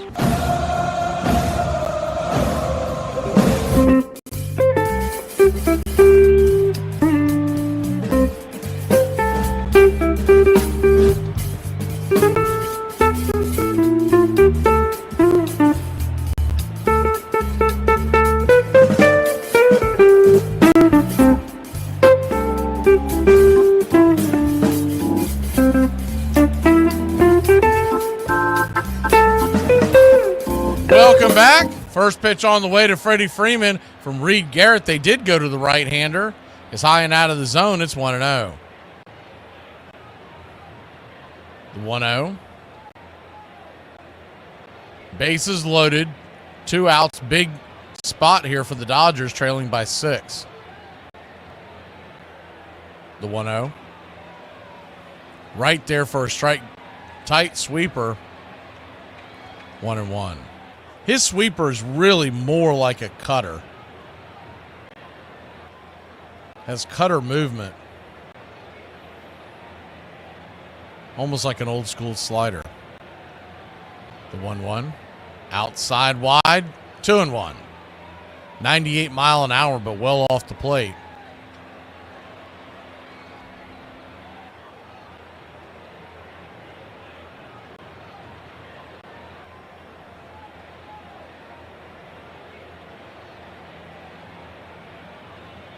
So the 2-1 count.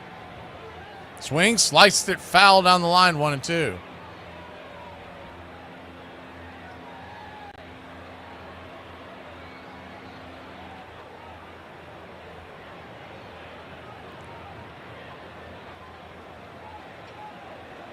Mets 2, Dodgers, Mets 8, Dodgers 2. The 2-2. Time is called by Freddie Freeman. Deuces wild here. Bases loaded. 2 outs. The 2-2. Garrett brings it. Swing! Chops it foul down the third base line. Do it again.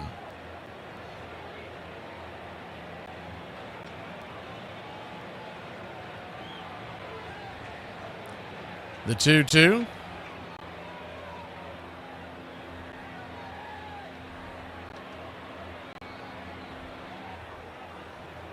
Righty, lefty. Here's the pitch. Down below the knees, ball 3. So now you got a full count. You don't want to walk a run, but at the same token, you don't want to just lay one in there to Freddie. Even with the bum ankle, he can still swing that stick. Tommy Edman stands on deck.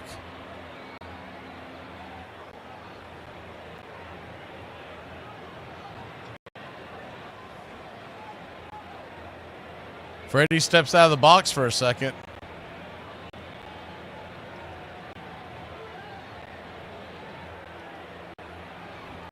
The payoff pitch.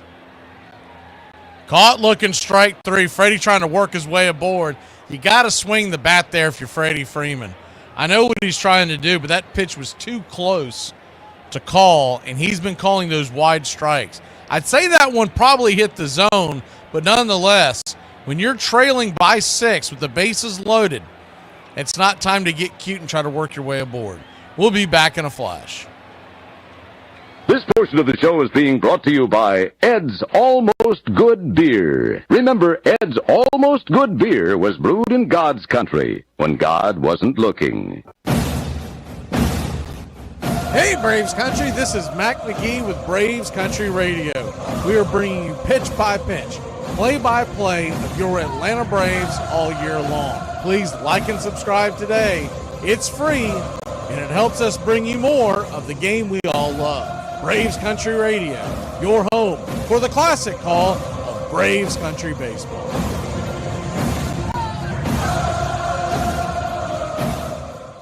Darryl Strawberry has gone out to get some sunglasses, so the sun has poked through the clouds here at Wrigley, much to the delight of the fans. There's a lot of daughters here, too. It measures just 9 inches in circumference, weighs only about 5 ounces, and is made of cork wound with woolen yarn, covered with 2 layers of cowhide, and stitched by hand precisely 216 times. It travels 60 feet 6 inches from the pitcher's mound to home, and it can cover that distance at nearly 100 miles an hour. Along the way, it can be made to twist, spin, curve, wobble, rise, or fall away.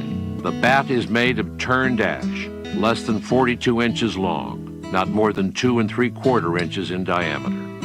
The batter has only a few thousandths of a second to decide to hit the ball. And yet the men who fail 7 times out of 10 are considered the game's greatest hero. Please like it.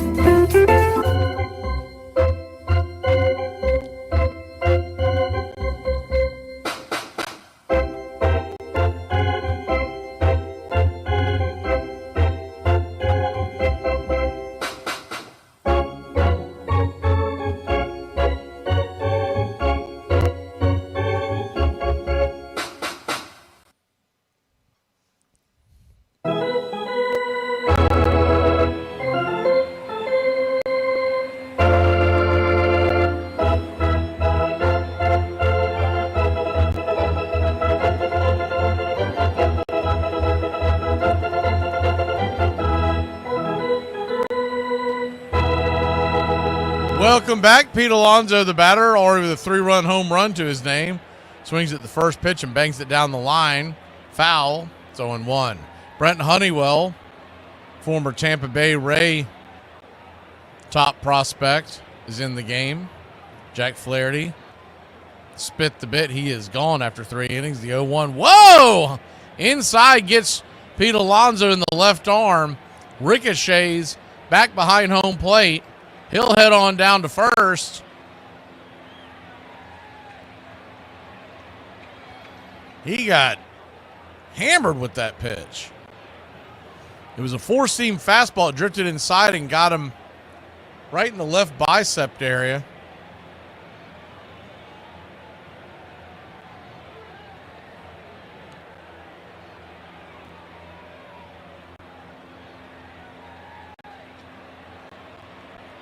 He appears to be all right. He's down there at first right now talking to Freeman. Freeman's probably telling him, I'll trade you Hurts right now. First pitch on the way to Winkers outside wide for a ball. It's 1-0.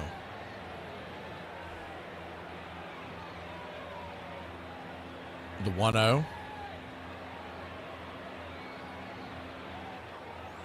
Winker 0 for 1. Mets lead at 8-2. Here's the pitch. Swing, lifts it high down the left field line, but foul and out of play. 1-1.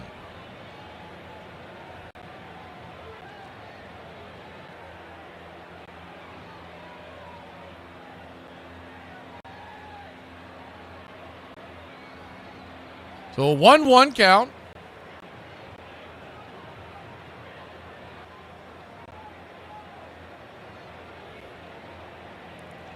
Kicks and fires.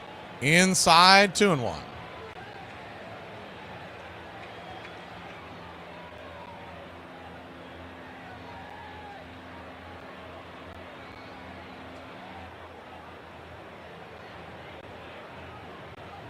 Righty-lefty matchup.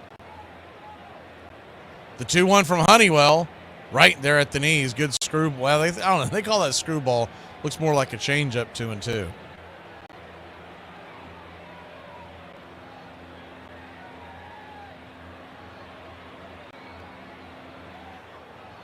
Right down Main Street. The 2-2, nobody out. One on, pitch, swing, rips it into right field, and that ball is going to roll around for a while. Alonso's chugging. They're going to get the ball back into the infield. Here comes the throw to the plate, and he will score. 9-1, your score. Honestly, Mookie Betts looked like he was kind of Cadillacing, kind of on coast there. If he gets to the ball much quicker, Alonso's going to be kept off the plate. Ball was ripped down the line. If you watch Mookie, not that anyone's ever questioned his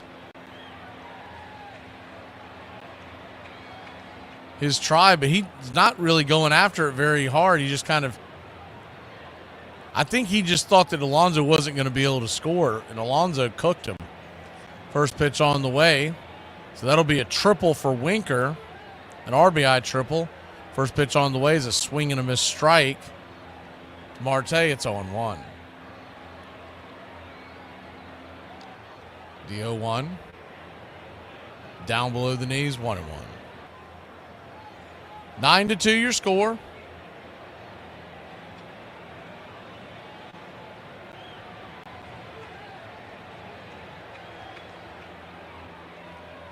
Here's the pitch, swing and a miss. 1-2.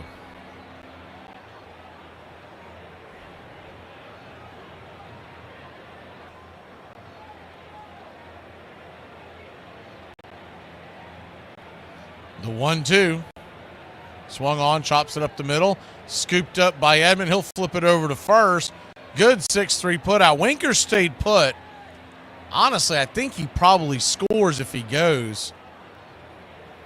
But he stayed where he was at. One away.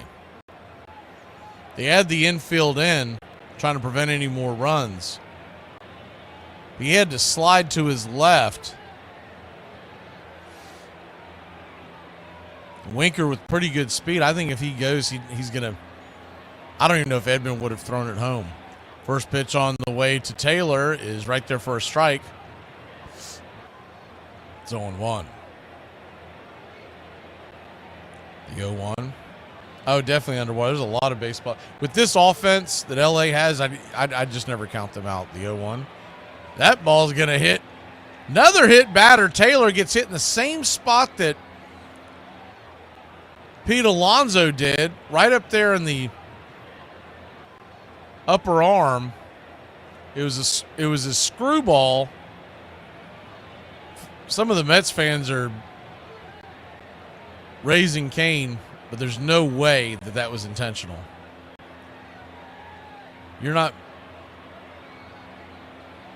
No one has ever intentionally hit Tyrone Taylor to put him on the base. Runners on the corners, one out. Here's the pitch. First pitch is the screwball, outside wide. So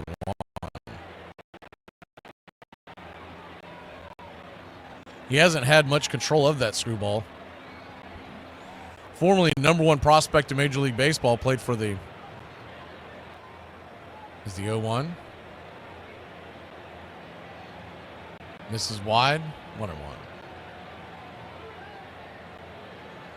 1-1 count. Or 0-2 count, excuse me.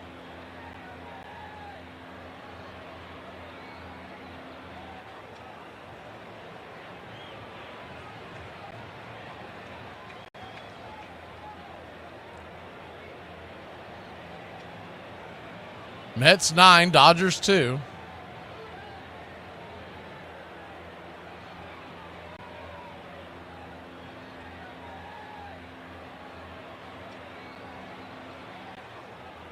The 0-2. Righty-lefty matchup. Runners on the corners, one out. Here's the pitch. Swing blasted. Deep into the right center field at the 380 mark, making the running catch at the wall was the center fielder Paez, but Winker will easily score. It's 10-2 New York. He just missed getting pay dirt on that. McNeil, not really known for his power, but put a charge into that one, and that was an easy fly ball. Sack fly, taking a 10-2 lead. First pitch to Alvarez is swung on and swatted into left field. That's down for a base hit. And the New York Mets keep the hits rolling. They'll have runners on first and second. 2 outs here in the bottom of the fourth.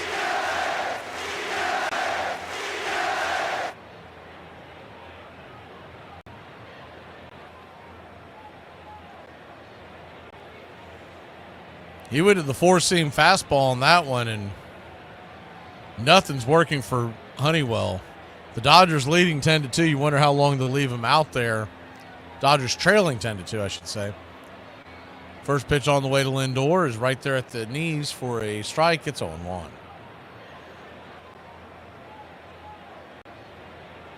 If you're a Dodger fan, you're going to keep circling back to that strike that Freddie Freeman took with the bases loaded and 2 outs. The 0-1 swung on, swatted back foul. 0-2. Only thing I can tell you is that Freddie Freeman probably learned that from Kevin Seitzer. We watch Braves batters do that all year long, taking called third strikes. The 0-2. Swung on, ripped over to second, scooped and caught by Kike. He'll flip it to first just for good measure. That'll end the inning. Well, the Dodgers put Honeywell out there, and he gets honey roasted. We'll be back in a flash. It's 10-2. New York. We head to the top of the 5th inning.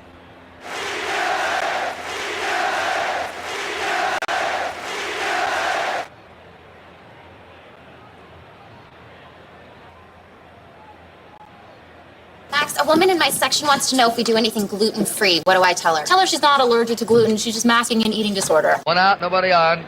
2-2 count to Pete Rose. We've just started a wet day in Baltimore. There's a fly ball down the right field line. Tough chance. It's in for a base hit. Rose is coming for 2. It gets away from Robinson. Rose hit the dirt. And had he rounded the bag, he might have gone for 3. Thought it would be a play on him at second.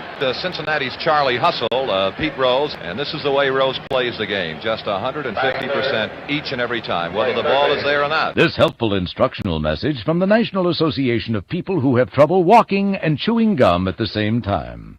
Step, chew. Step, chew. Step, chew. Step, chew. You're gonna agitate the bees. Well, I'm fine with the bees. It's the honey I don't want to agitate. Is that your end game here, honey? Yeah, I figure we keep the hive in the basement. We'll always have honey. We'll always have bees, is what we'll always have. Wow! What? I think I just saw a wasp. I think that was a wasp. Did you see that? It looked like a wasp, right? Is this a wasp nest? This is a wasp. I'm out! All right. I'm out! Yeah. I don't want to tangle with a bunch of wasps. Hey! Do wasps make honey?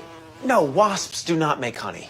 All right, well, I'm gonna check it out anyway. There could be something delicious in here that wasps do make, and I want that. Walt Whitman. Brooklyn Eagle, 1846. In our sundown perambulations of late, through the outer parts of Brooklyn, we have observed several parties of youngsters playing base, a certain game of ball. Let us go forth a while and get better air in our lungs. Let us leave our close rooms. The game of ball is glorious. You're listening.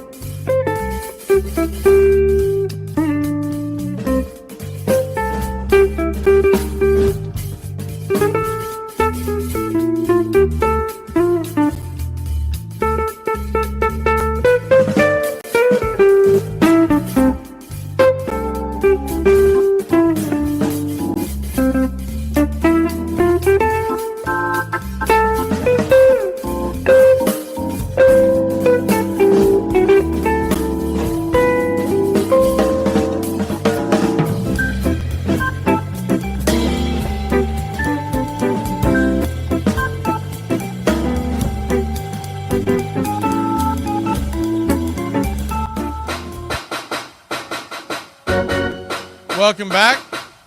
Reed Garrett will go back to work. Tommy Edmond, the batter. First pitch. Sweeper at the knees. It's 0-1. Righty-lefty matchup.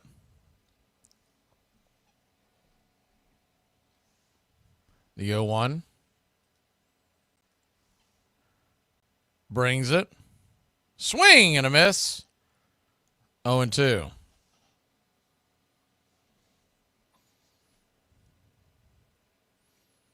Mets 10, Dodgers 2. Game 5. Dodgers lead the series 3-1.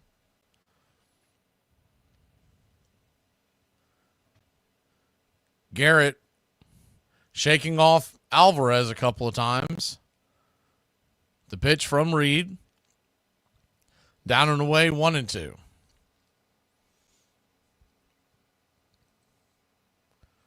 You look at these two teams and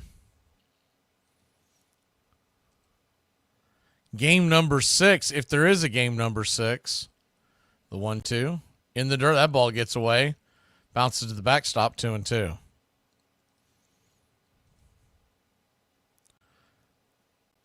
Dodgers have not named a starter, but the belief is we're going to get one. We're going to get another bullpen game. Is the 2-2. Caught looking, strike 3, snap the sweeper at the ankles. 1 down.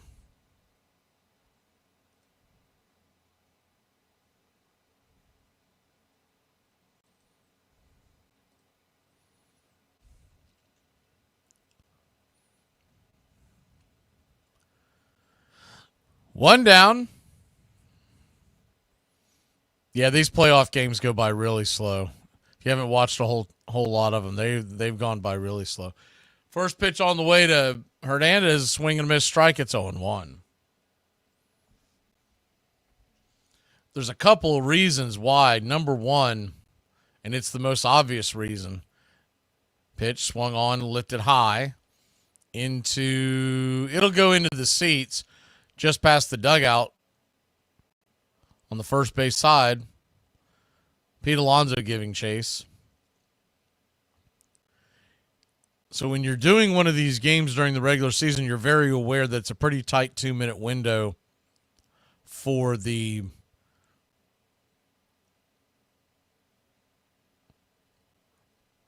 0-2 pitch is swung on and fouled back. We'll do it again. It's a very tight 2-minute window for the in-between innings on the commercial breaks. During this postseason, it is average on our end. We've noticed it. It's anywhere between 2.5 to 3 minutes. The 0-2. That ball got him. Got Kike Hernandez in the hand. Don't think there was any intent. You know the Mets don't want to start putting ducks on the pond.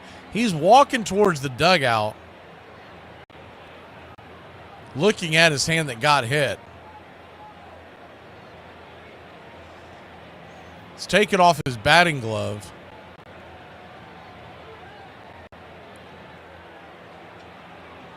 Hit the right hand underneath near the wrist.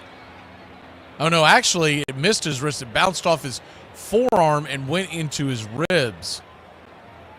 It first looked like he got hit in the wrist, but it actually got him in between the forearm and the bicep, and then smacked off his ribs. He appears to be okay.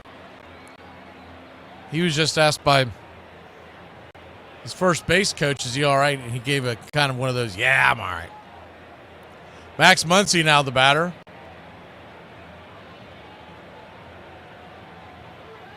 Righty-lefty matchup. First pitch on the way. Outside wide. It's 1-0.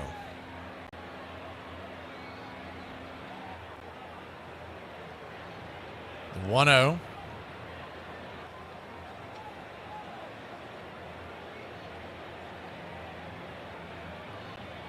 Brings it. Swung on, pops it up.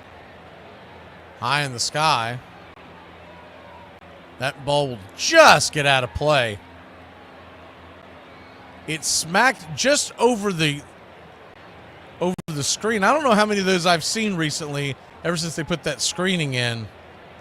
But the ball bounced just inside the screen on the shelf. So if that screen wasn't there, that would have been an out. Alvarez couldn't get to it because of the screen. The 1-1 to Muncy. Outside wide.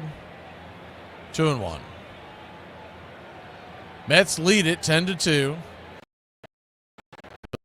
The last thing Reed Garrett wants to do is start giving away base runners. He hit by pitch of Kike Hernandez stands at first. The 2-1 to Muncy. Rips it off his foot. Foul. 2-2. It's a comebacker to the mound, but it got off of his foot. That was very evident.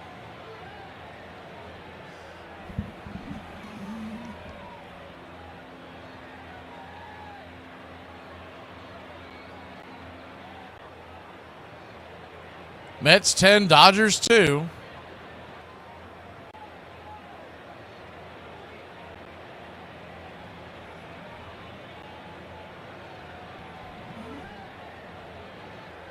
The 2-2.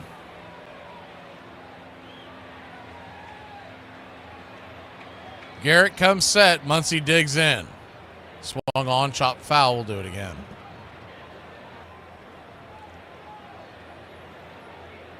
Carey's asking about Tropicana Field. They've said that they're not going to be able to play there to start the season. I don't know if they'll be able to play there at all next year. Be interesting to see where they go. There's a number of options, but where do they want to move the team to play? The 2-2, outside wide 3-2. It's not as simple as people think. Well, you just tear the roof off. You just play without a roof. You can't have all that stuff hanging over the. There's a lot of construction that has to be done.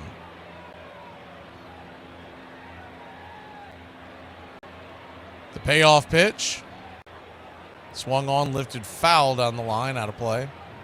The most obvious choice would be a number of the spring training facilities that you could play. And let's be honest, they'll get just as big of crowds, except for when they play popular teams. Like, I haven't looked at the Rays' schedule, but if they're at home against the Braves or the Red Sox or the Yankees, the payoff pitch misses outside wide, ball 4. So Max Muncy will head on down to first. First and second, one out. Looks like Ryan Stanek is warming up in the Mets bullpen.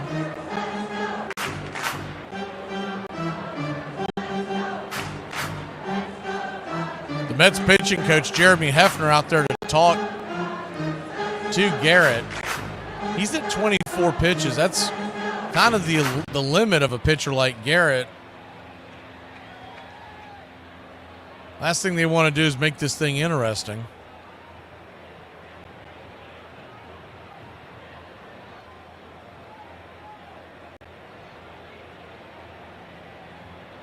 I'd say it'd be a really good opportunity to move the Tampa Bay Rays to Nashville.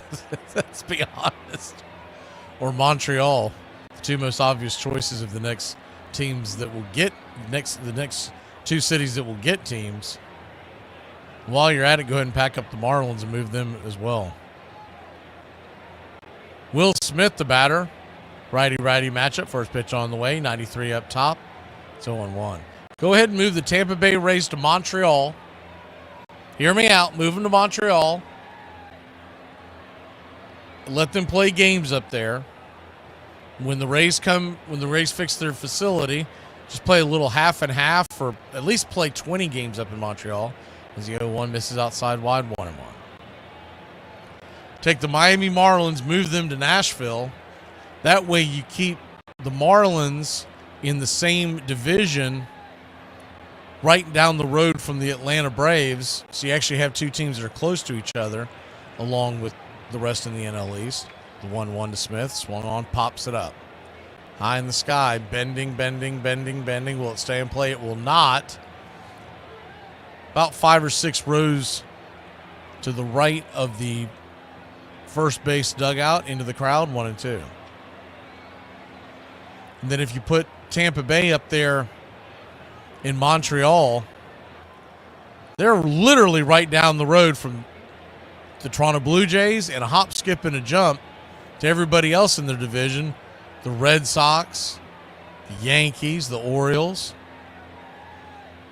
No one's moving to Oakland, Kerry. They're moving the hell out of Oakland. What are you talking about? The 1-2. Swing! That ball's lifted. High in the sky. Coming in, making the catch. The running catch. Tyrone Taylor, 2 down.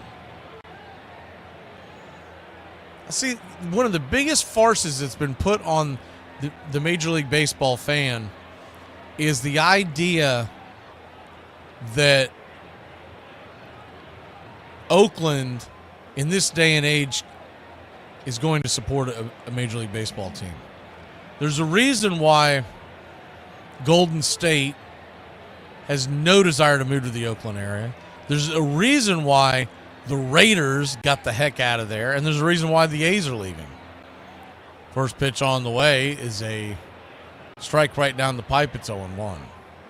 But I guess if they want to feel like they're at home with no fans in the stands, they could play some games in Oakland. But that's not really ideal if your front office and everything else is over on the East Coast. The 0-1 up top misses, 1-1.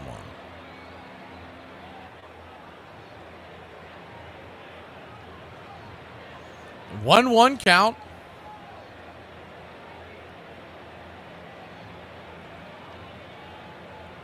Andy Paez stands in. Remember, he had a home run his last time up. A little bit of a barb between him and Alvarez as he crossed home plate. We want to see lightning in a bottle. The 1-1 swing. That ball's blasted high and deep. Going back on the track. Zip, boom, bam. It's gone.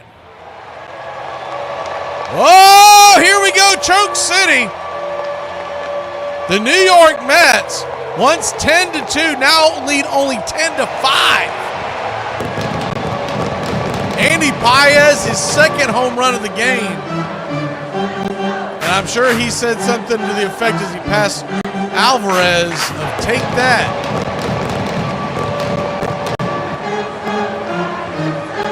Wow. Don't go anywhere. This one's just getting good. That'll be it for Reed Garrett. Maybe a little bit too late. We'll be back in a flash. Top of the 5th, and the Dodgers are back in this one, trailing by only 5. Here's to alcohol, because no good story has ever started with a salad. Cheers. Dad? Yep. The fans and followers want to know why you caved with my sister. What are you talking about? You bet her $100 to quit vaping for 2 weeks, then you found out she cheated with Zippix sticks, and you paid her anyways. Did you know the bet before we did it? Yes. And did any time during the bet when we set up the rules, did I say she couldn't use a nicotine stick or nicotine gum? Well, no. Okay, then she won, fair and square. What's the big deal? Well, technically she won, but everyone thinks you should have stuck to your guns and not paid her at all. Oh, so I'm supposed to tell my daughter that she cheated even when she didn't, and then you guys want me to welch on the bet so her dad, she learns the lessons that her dad welches on bets too. That's the advice of your fans and followers? People still think you caved either way. Well, it is really important what other people think about the way I parent. It is? No, not even a little bit. Get the out of here. Back in Los Angeles for the second game, the Braves showed their championship pedigree as they knocked out Don Drysdale and took a 5-2 lead into the ninth inning. And with the unflappable Lou Burdett on the mound, the game seemed over. But then, like an echo from the past, the old boys of summer roared to life. Snyder and Hodges delivered key hits, knocking Burdett out of the game, and Ferrillo tied it with a sacrifice fly. Gil Hodges comes in with a tying run, and the Dodgers are anything but dead. We just got some momentum at the end. And then, with the score tied in the 12th, they reached back one more time. The Cinderella team of the National League, for the first time in history, a 7th-place club has come back to win the pennant the following year. We had no business beating them.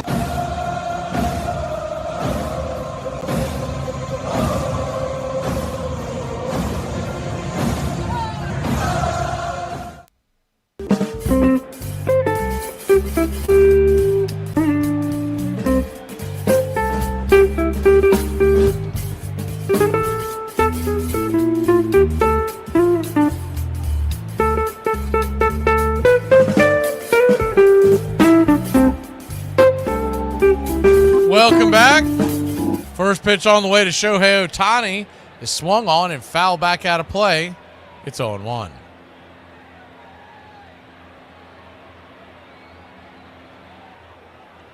The 0-1.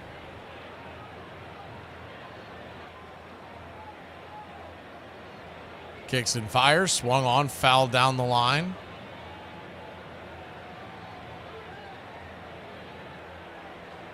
Oh, and 2. Oh, no, 2 count.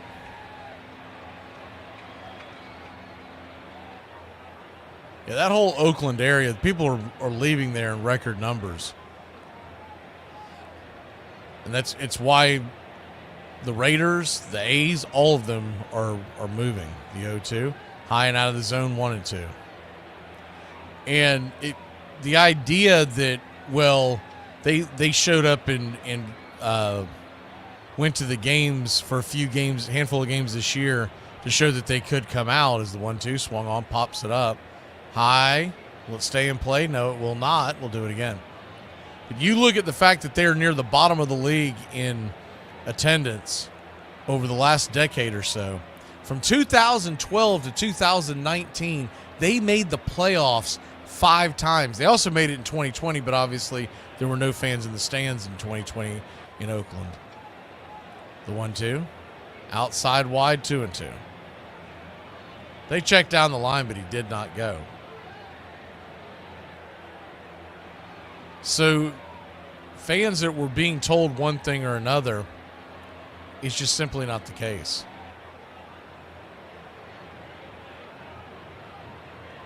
The 2-2 count, swing and a miss, strike 3. That'll end the inning. Shohei Ohtani gets struck out by Ryan Stanek, but not before Andy Paez hits a 3-run blast. And we got ourselves a ball game once again in New York. Lose some weight. Oh, come on, quickly. Will you don't give me that. Look at me, 92, and I still enjoy swimming and golfing and biking, all sports. Whoopee. That too. Come on, after all at your age, must be down to a handshake, huh? Yep, before and after. Look at that. The Hendersons are getting a new fence. Ah, who cares? They're swingers. I want a new fence. Need a home loan fast? At the American Bank of Los Santos, we'll help you get the debt you need to make life easier. We'll show you how to look richer and be poorer. You need to impress people fast, not in 20 years. It's only a risk if you get into money troubles or the economy changes. Call American Bank of Los Santos. Now that the kids have moved out and have drug problems of their own, maybe it's time to install a luxury marble wet bar. American Bank of Los Santos. Why worry about tomorrow if you look inadequate today? I love football. Who's your favorite player? I like them all. I like Aaron Rodgers.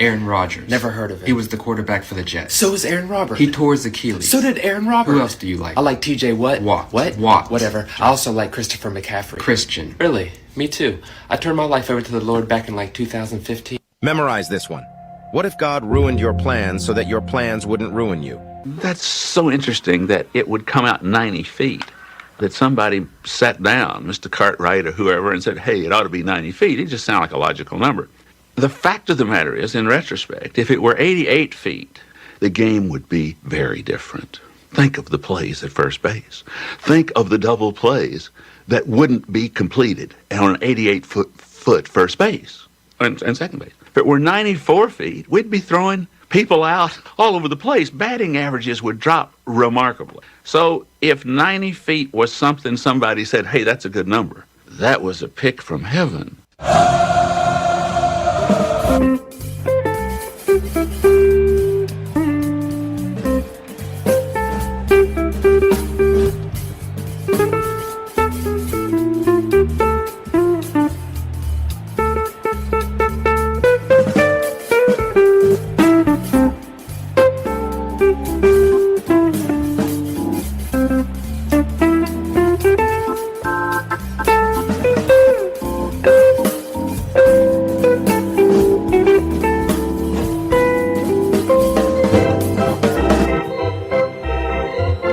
Welcome back.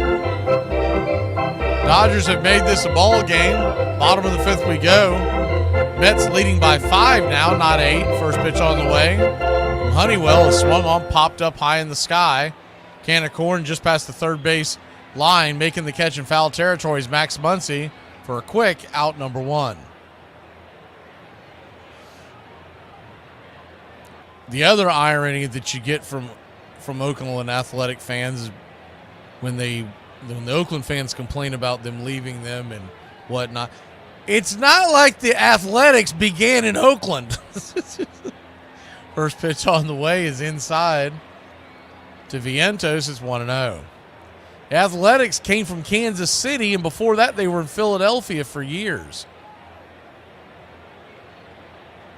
1-0. Swung on, lifted high, but not very deep.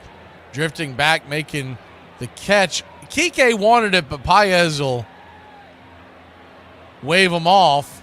F8 in your scorecard. 2 down.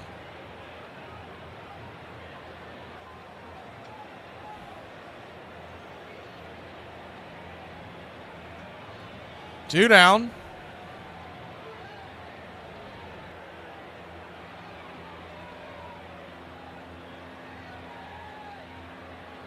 Here's the pitch from Honeywell. Swung on. That ball's roasted over to third. Good defensive play by Muncy. You don't say that very often, but it's going to be a 5-3 putout. And just like that, the Mets go quietly in about 4 pitches. 3 up, 3 down. The Dodgers will grab the bats. Don't go anywhere. This may get interesting.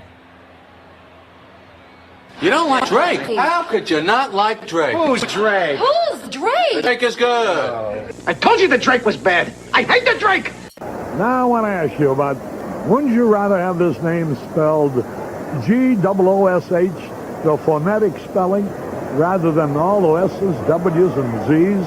Gives him some character, though.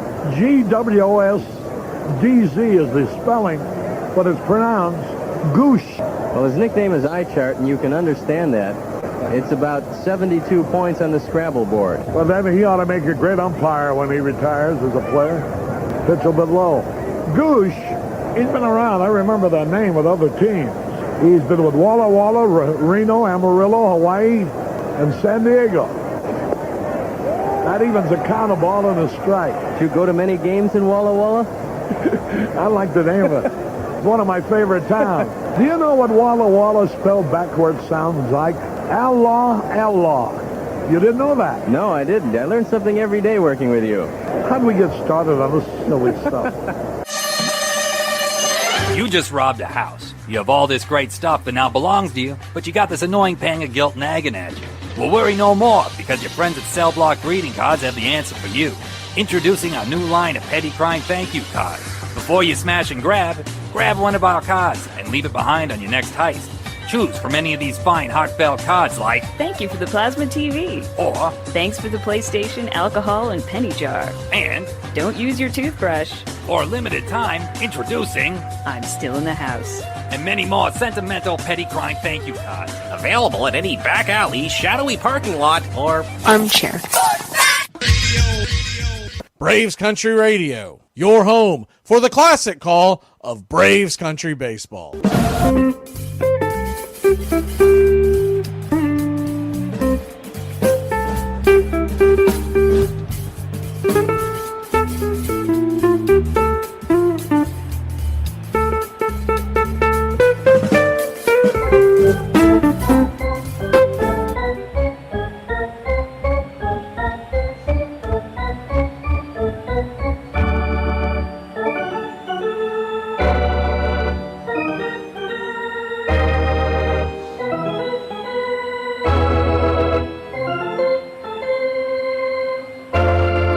Welcome back.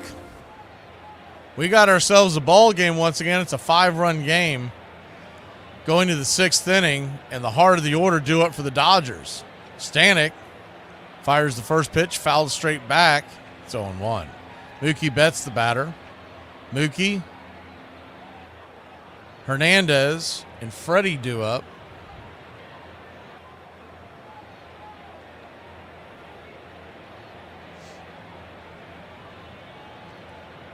The 0-1 swing. That ball's lifted high and deep into left field. That ball is gone.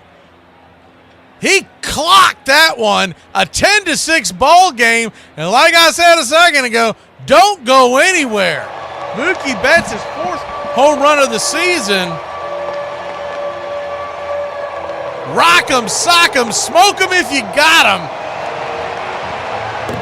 382 feet, 105 miles an hour off the bat. Ding dong, that pitch is dead.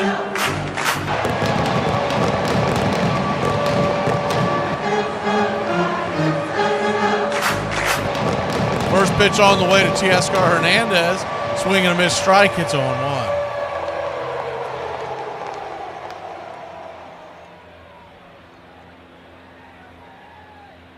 The 0-1. Down and in. 1-1. Not sure if I've said it on the mic. Good to see you, Brian and Garrett.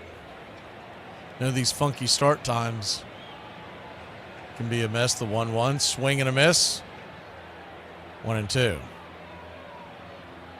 1-2 count. Dodgers trail now just by 4. They were trailing by 8 just an inning ago. A 3-run home run by Andy Paez, a solo shot by Mookie Betts.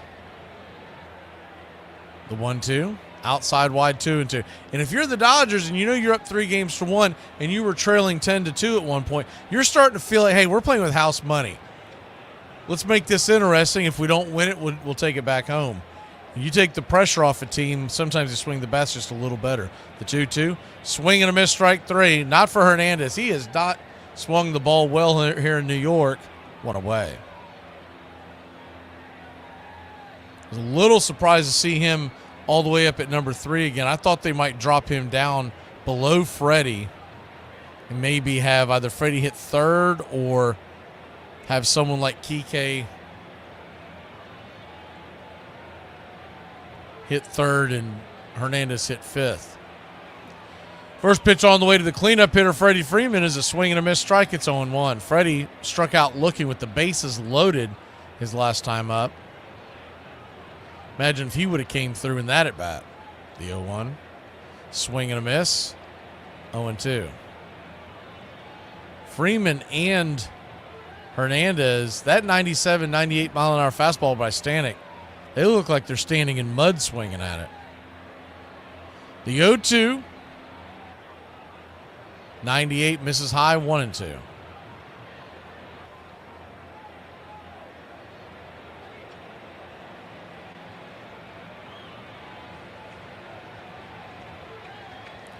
The 1-2 from Stanek. Swing and a miss, strike three. 97 blew it right by him, 2 away. See, if you can turn around, square one up, you can let that thing fly, but Freddie and Hernandez both really late on those swings.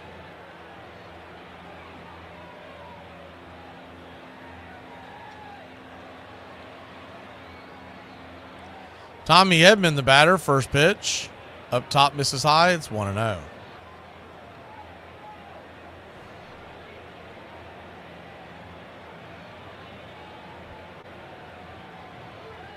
The 1-0. Swing, lifts it high. Not very deep into center field. Lazy fly ball. Making the catch is Taylor, and that'll end the inning. But not before Mookie Betts goes yard. We got ourselves a 4-run game. They're creeping back in it, heading to the bottom of the 6th. Oh, it is a good makeup day. And it looks like a good hair day because you can't see the grease under the hat. Pro tip. Slide here is your ex. But if that's the call, Mike, Will, and Sam all have to know they're shifting. Open palms to post, thumbs up's a crosser, thumbs downs and out. Trevor, why don't you get up here and draw that for us? Playing in the NFL is hard, but playing Armchair. fantasy football is easy. Fantasy football time. You won't let me draft the players I want to play. It's fantasy football, so the Hulk should be able to be on the team. You go 14 times and only win one time. It leaves a little sting. But I've said this. I know it's going to sound weird, but I've said this. If I had to go back to the future and know what the results were going to be and trade with the Marlins, who won twice and only went twice, I wouldn't do it. At the 14 times, still thinking that maybe fate might change. Going 14 years in a row is pretty incredible. Armchair. It is played everywhere. In parks and playgrounds and prison yards, in back alleys and farmers' fields, by small boys and old men, raw amateurs and millionaire professionals. It is a leisurely game that demands blinding speed. The only game in which the defense has the ball. It follows the seasons, beginning each year with the fond expectancy of springtime and ending with the hard facts of autumn. Americans have played baseball for more than 200 years. While they conquered a continent, warred with one another and with enemies abroad, struggled over labor and civil rights and the meaning of freedom. You're listening to Braves Country Radio with Mac Magee, the classic call of Braves Country Baseball.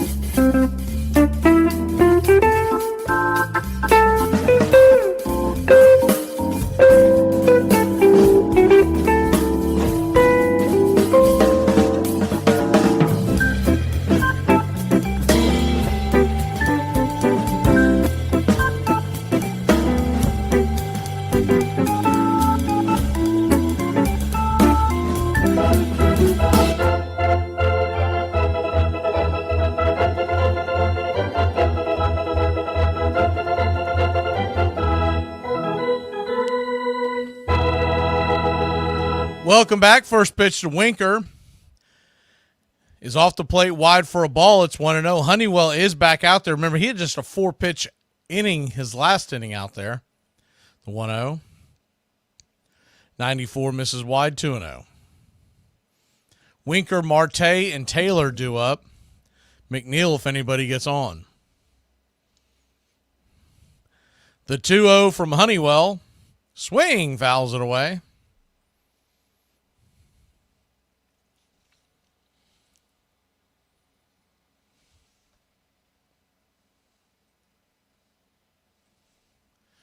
The 2-0.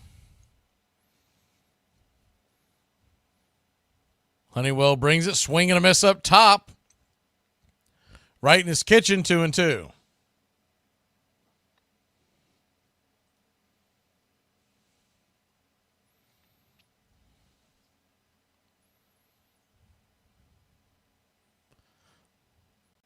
The 2-2. Honeywell, his 29th pitch of the night, swings, kicks and fires. That'll ball be fouled out of play.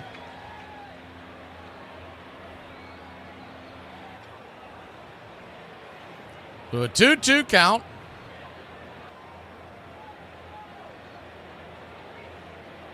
Pitch on the way in the dirt.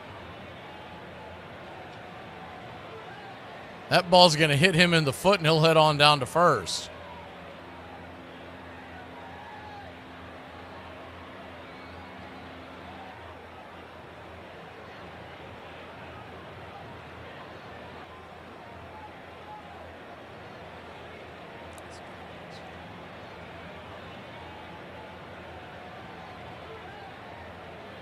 Heading on down to first, and after getting hit in the foot, Marte digs in. First pitch, right there, first strike. It's 0-1. The 0-1. Brings it. Swung on. That ball's dropped into left field. That's down for a base hit, and Hernandez will cut it off, but that's going to be a double, and the Mets have runners on second and third, nobody out.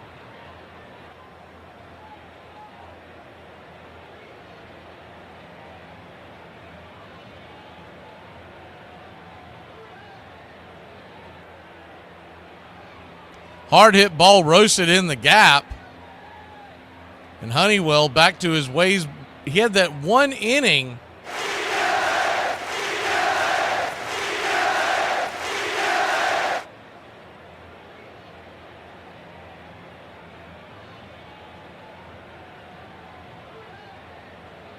where he had the 4-pitch inning, but other than that, he's really gotten pounded out there. First pitch on the way to Tyrone Taylor's down the way for a ball. It's 1-0.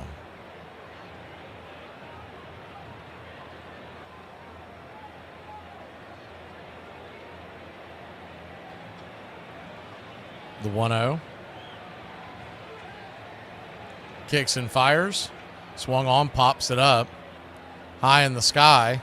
Coming in. Making the catch is Paez. Very shallow center field. Winker's kind of, I don't know what he's doing. He's like creeping down the third base line like he's going to sneak his way in for a run. Paez was on him, though. So first and second, or second and third, one out. McNeil, the batter. Standing on deck is Alvarez. I mean, if you're legitimately trying to win this game, I'm a little surprised you're leaving Honeywell out there at this point, because a base hit will break this wide open again. First pitch, swing and a miss, screwball, hanging Bender. It's 0-1.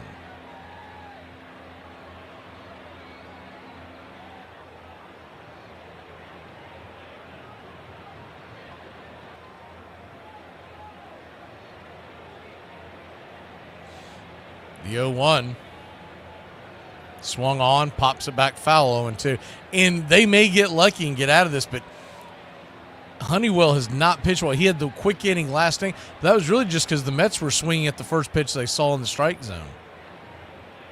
So an 0-2 count, the infield is in. On deck is Alvarez. And if they get it going any further, top of the order. The 0-2. Swung on, sliced it foul, do it again. McNeil's just trying to score that run. Mets leading by 4. If you can get a fly ball like you did last time and get another sac fly, you move that lead back out to 5. If you can slap it, go against the grain, just slap it into left field, it may score both of them. Hard hit ball in the infield. It's going to have to be an atom ball for someone to get. The 0-2. Swing lifted high into center field. Paez has it. He'll fire it into home. Winker should score. Here comes the throw. It's up the line, and the Mets lead it 11-6.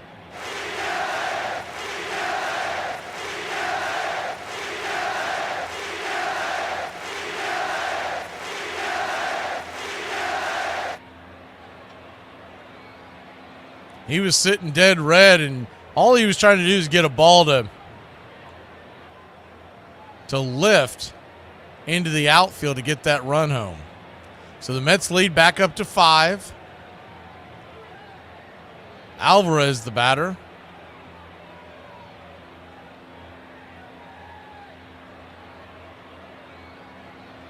Righty-righty matchup. Honeywell digs in his 39th of the night. Swing and a miss.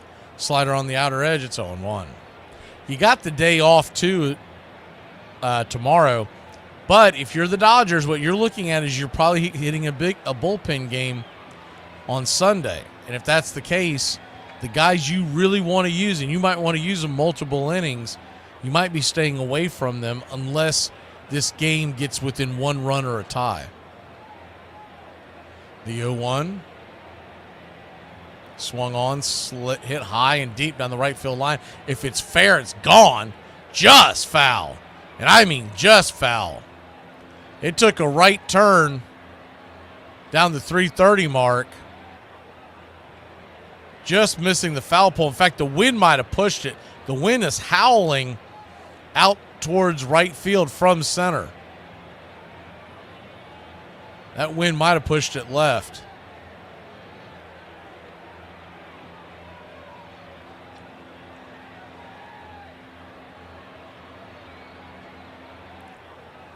Bottom of the 6th, 2 outs. The 0-2 from Honeywell brings it. Swung on, slapped it back, foul. Deep into the crowd behind home plate. We'll do it again.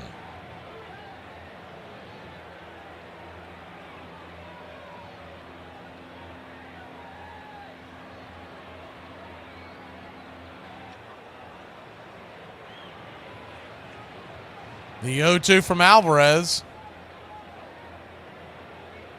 Swing, chops it over towards short. Edmund has it. He'll flip it over to first. 6-3 on the putout, and that'll end the inning. Kind of looked like Alvarez is still limping, maybe from that hit by pitch last night. I don't know. Maybe it was just a funny way that he cut the bag. We'll be back in a flash. The Mets, 11. Dodgers, 6. Still 3 innings to go. We got a good old-fashioned barn burner.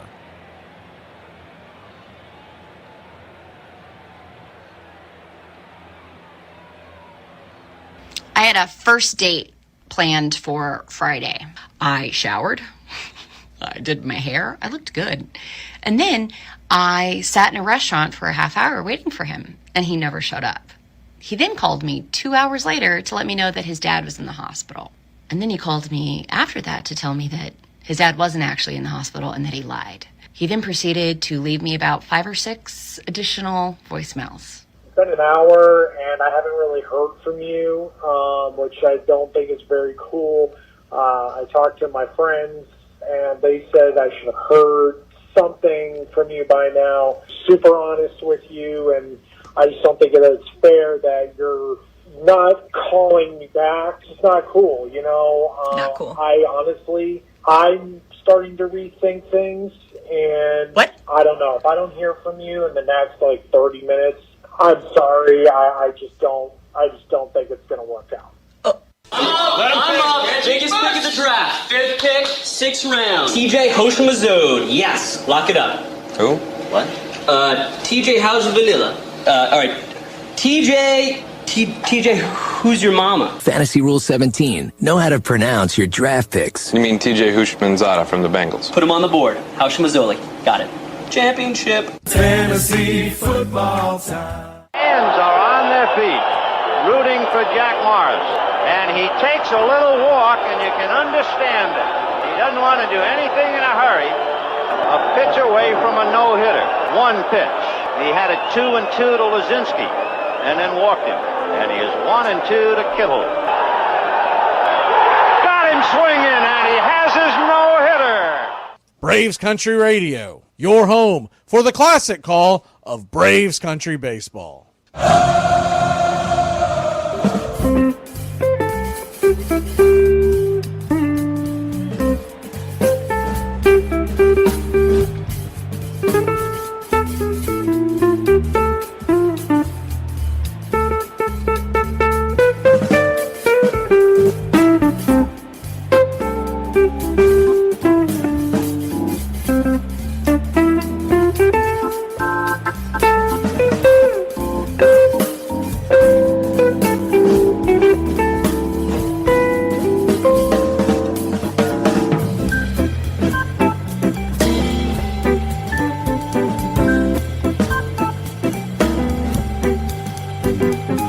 Welcome back. First pitch on the way from Stanek. Kike Hernandez misses for a ball outside. It's 1-0. Righty-righty matchup. 21st pitch from Stanek. 97 misses. Whoa, well off the plate. Called for a strike. Kike lets him hear it. Can't blame him. 1-1. Bill Miller doing Bill Miller things. Stomach must be rumbling. The 1-1. Outside wide goes the backstop. If I'm Kike, I would have turned around and said, now, is that one a strike two, or what's going on here? 2-1 count. That was one of those just a bit outside. The 2-1 from Stanek. Swung on, pops it up. High in the sky, can of corn. Drifting back, making the catch is Lindor. One away.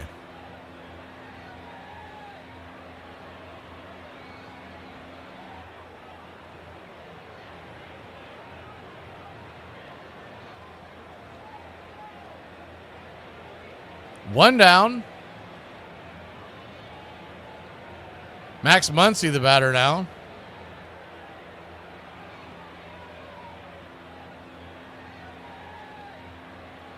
First pitch, swing, slaps it back foul. It's on 1.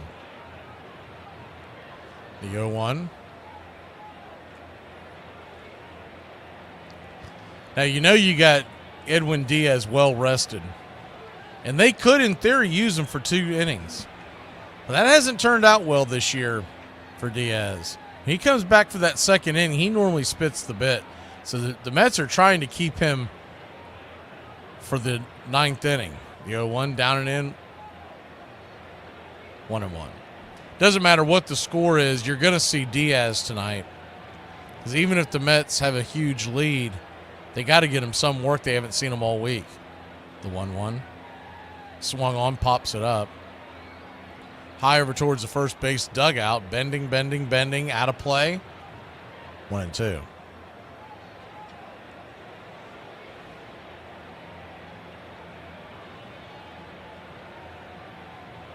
One-two count.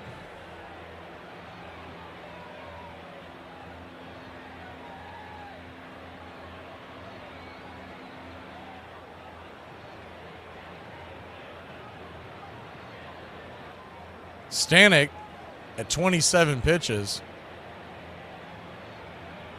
Got to figure this is his last inning. The 1-2. Swung on and missed, strike 3. 2 away. And you could build it. Bring in Diaz for the next 2 innings. I just know from what I've seen of Diaz this year, when they put him out there for 2 innings, that second inning is usually rough.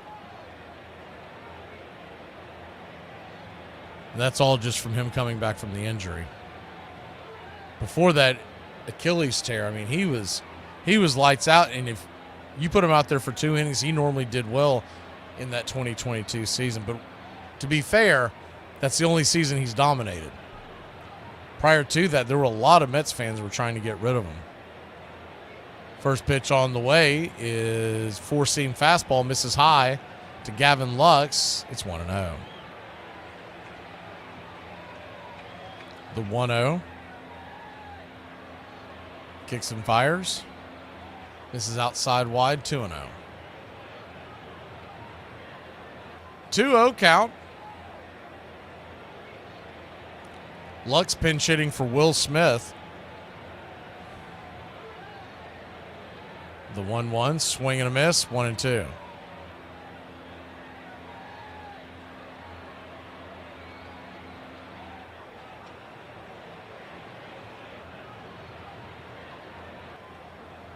The 1-2. Mets fans on their feet. Pitch on the way. Swung on, pops it up. High in the sky. That thing might draw rain. Camping underneath it is McNeil, and that'll end the inning. Stanek raising Cain as he goes off the mound. Didn't give up a home run this inning.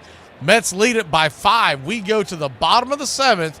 Get up and stretch.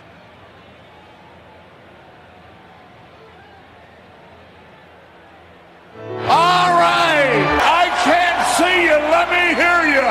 All one, a two, a three. Me out to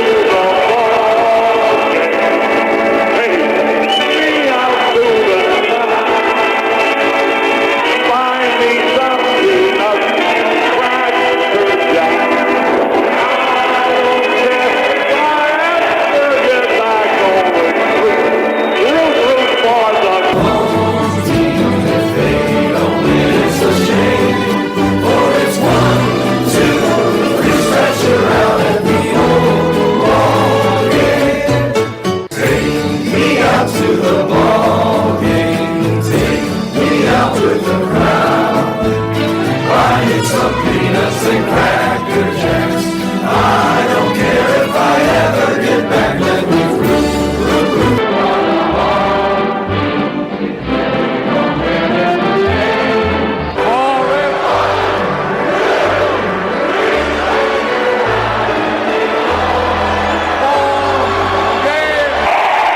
Root for the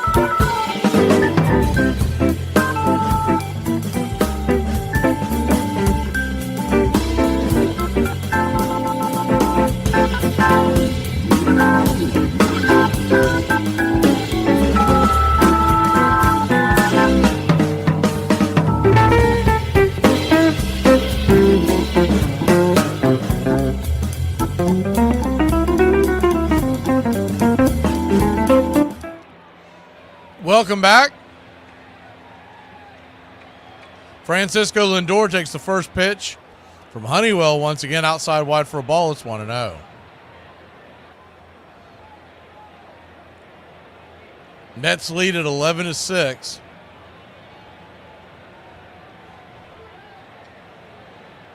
The 2-0 as the other pitch misses wide. 94-mile-an-hour fastball. Ball 3-0. So he's thrown 3 pitches, all of them fastballs, all of them off the plate in the same area. The 3-0. Misses high and wide, ball 4. So a 4-pitch walk. All of them essentially pitch outs to start the inning for Honeywell and the Dodgers.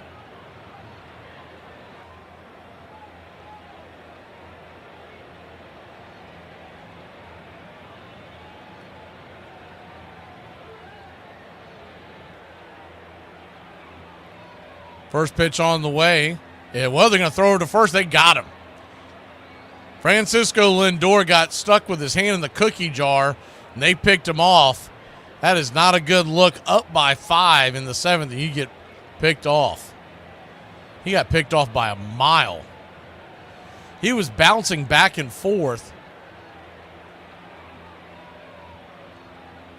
He missed the bag on his slide. First pitch to Nemo is right there for a strike. It's 0-1. I guess that's the best way to get Lindor out if you're Honeywell. You just walk him and then pick him off. The 0-1. Swung on, chopped it over to first. Freddie's got it, flips it to Honeywell, steps on the pillow. 2 down.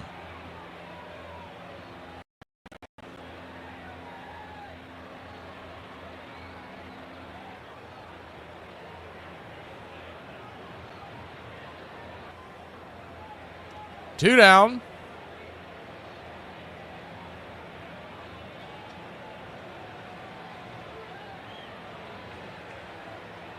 Righty. Here's the pitch. Swing. Chops it back foul. Vientos, the batter. It's 0-1.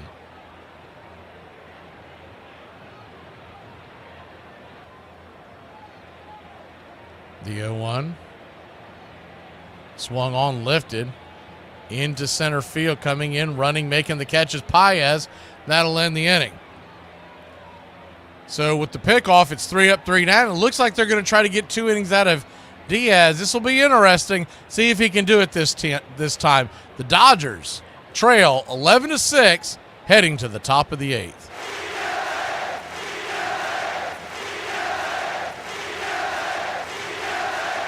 Five kids, 4 of them have problems today. That's what's wrong with me. Hey, Braves Country, this is Mac Magee with Braves Country Radio. We are bringing you pitch by pitch, play-by-play of your Atlanta Braves all year long. Please like and subscribe today.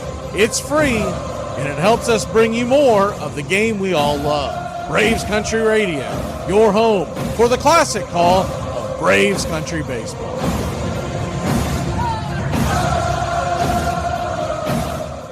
But, you know, I want to say one thing in all seriousness. I feel sorry for you people that don't drink. I mean it, because when you wake up in the morning, that's as good as you're going to feel all day. Armchair. My son's school sent an important update. We will no longer accept DoorDash, Uber, or any other food orders sent to the school for students. Please send pre-packaged lunches or they can eat in the lunchroom. In case you all wondering, no, my son is not in high school. He's in 1st grade.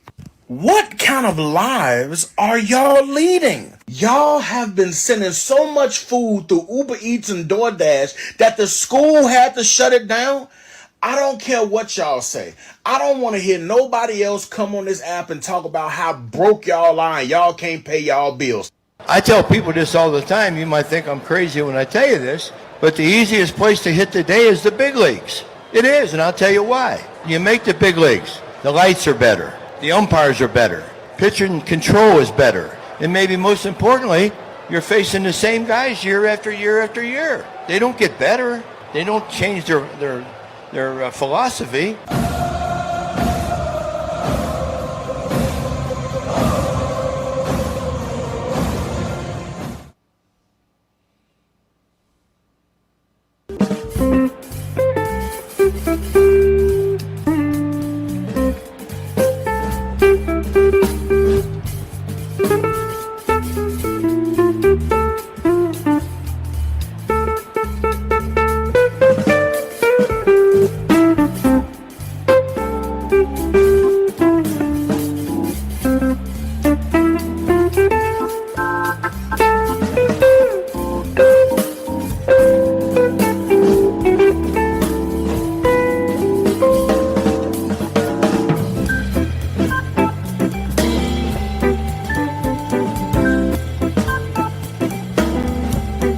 Welcome back.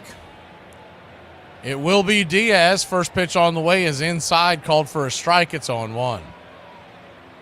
Righty match at Paez lets Bill Miller know that once again he's not doing his job. The 0-1. 97 misses high, 1-1. Really is dumbfounding that these bum umpires get the calls behind the plate during the playoffs is the 1-1. Right there for a strike, 1-2. You would think you would only have the elite, and that's it. You're not top tier. We don't want you anywhere near behind home plate in October. 1-2 count. Pitch on the way. Swing. Rifles it foul down the line. Do it again. Last night, home plate umpire Nick Lentz, if you're wondering about his scorecard, he ended up with a 92% accuracy rate. And if you think to yourself, well, that doesn't sound too bad, it's terrible. The average of a solid outing is 95 plus. The 1-2 misses high, 2-2. And he had what they had projected as 12 critical misses, meaning he called a ball when it was a strike or vice versa in a critical part of the game. The 2-2, swing and a miss, strike 3, 1 away. That could really make a big difference in a game, in a series, in a season for a team in October.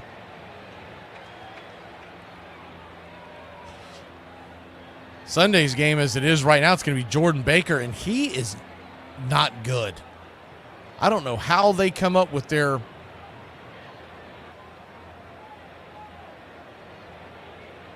how they justified their rankings to be able to put guys in, but my word. First pitch on the way to Shohei Ohtani's high and out of the zone. It's 1-0. He's 2 for 3 on the night. The 1-0. 98 up top. 1-1. 2 singles and a walk tonight. He's 3 for 6. Is the 1-1 up top for a strike, 1-2. Shohei will take his time out. Mets fans on their feet. New York leading 11-6.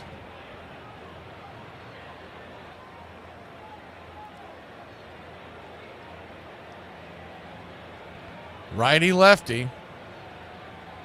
Diaz comes set. Here's the pitch. Swing and a miss, strike 3. Chase that one well out of the zone, 2 away.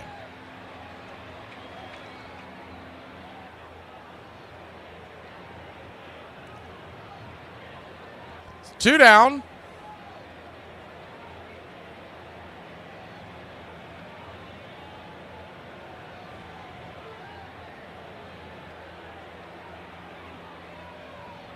First pitch on the way to Mookie Betts is right there for a strike. It's 0-1.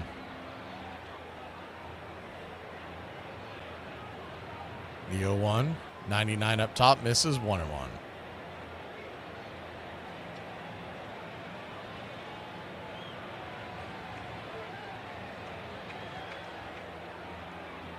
The 1-1. 97, misses, 2-1. 2-1 count to Betts. Standing on deck is Hernandez. Mets trail by 5. The 2-1. 90 right there. 2-2.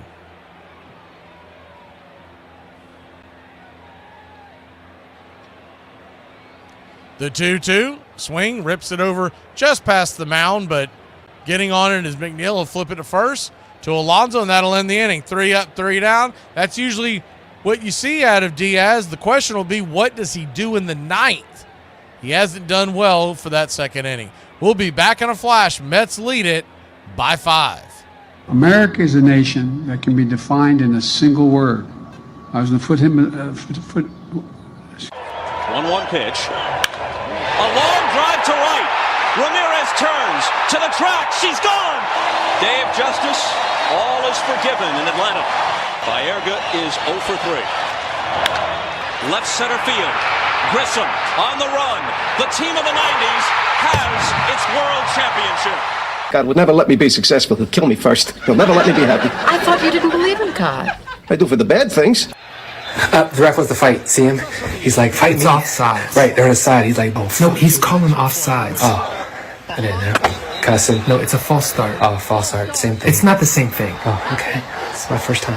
Look, power to the people. 4th down. Oh, 4th down. I mean, that's 4th down. Yeah, that's 4th down. Illegal hair pull. Illegal substitution. Nose punch. Face mask. Illegal leg stretch. You can't stretch. Roughing the kicker. Do you even watch football? Yeah. Are you sure? Yeah. This is for an NFL record 66 yards. On its way. Look, he's so bad he just kicked the ball. It's a field goal, Derek. Ref's like, why'd you kick the ball? If I was the ref, I'd probably go talk to him. I'd probably be like, you can't just be kicking the ball because you're mad. And I don't give a damn who you are, how much money you got. You're going to make 7 out of 10 outs and go to the Hall of Fame. What others, is LeBron James shoots 3 out of 10? Are we buying that 26? If Tom Brady completes 3 out of 10, are we buying that 12? No. So, just accept the fact. I made 10,000 outs. I did Reggie Jackson's radio show about an hour ago. I made more outs than he got at bats. And he was the first to tell me that, by the way. Smart ass.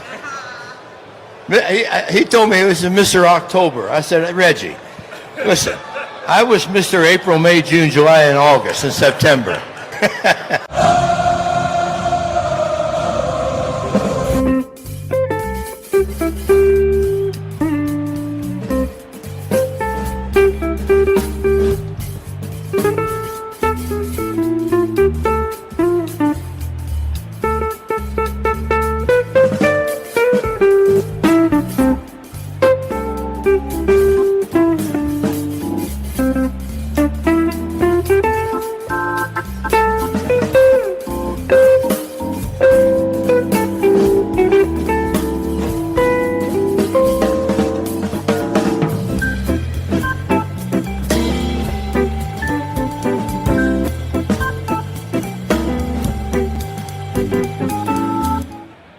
Welcome back.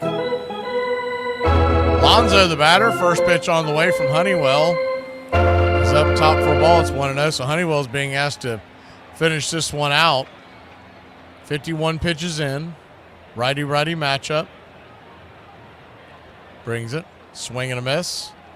Slider on the outer edge. It's 1-1.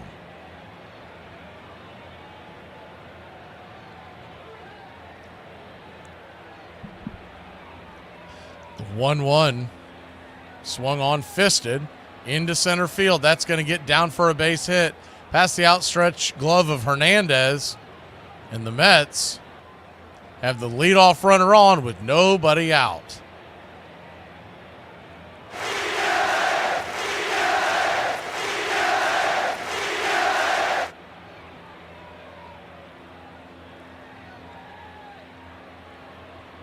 Seeing eye single over the glove of Hernandez, who was giving chase and in front of the center fielder Paez. 1 on, nobody out. First pitch on the way to Winker is down and in for a ball. It's 1-0.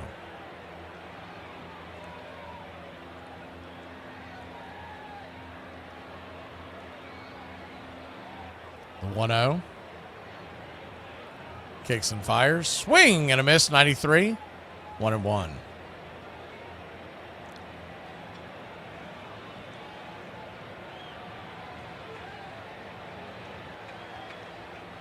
One count.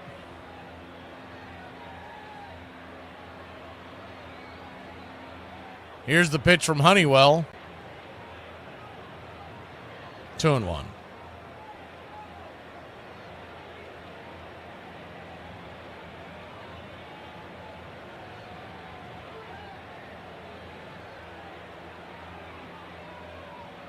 Mets 11, Dodgers 6. Winker's going to step out of the box for a second.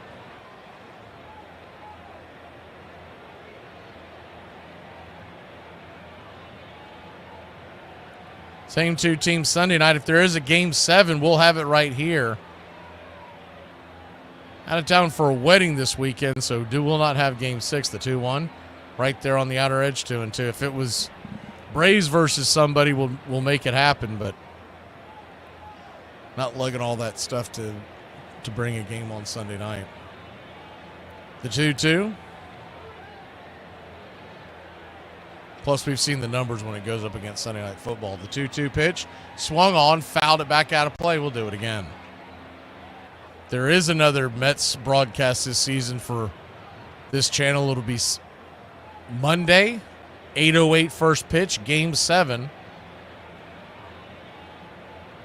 Mets will be lining up Manaea to pitch on Sunday in game 6. The 2-2, outside wide, 3-2. A bullpen game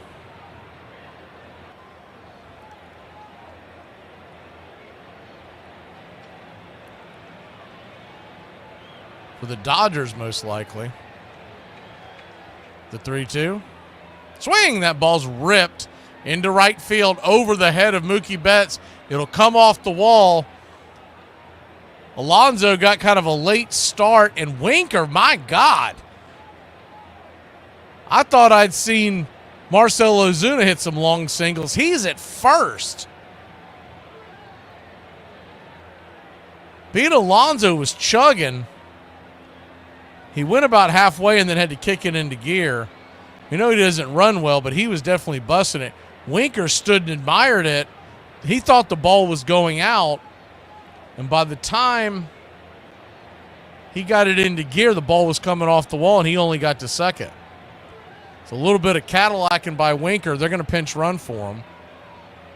And that might be in direct response of him Cadillacing, but they are letting Acuna get into the game, so he'll pinch run. He'll be the designated hitter. If it were to get back to him in extra innings, they would most likely pinch hit for him. Righty-righty matchup, the 0-1 to Marte. They're going to turn around and flip it over to first. See if Acuna's thinking about going.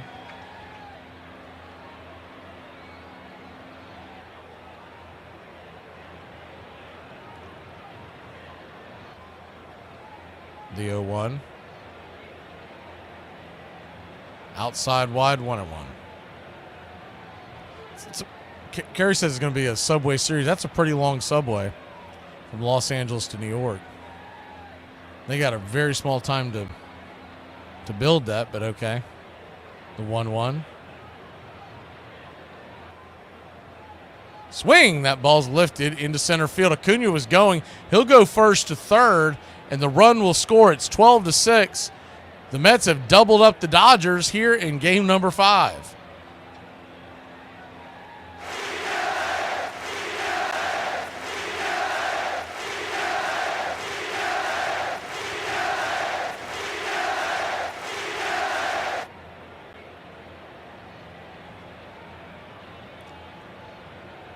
Acuna got a pretty good jump on that one. Ball dumped into center field. I think he was just trying to get on the stat sheet.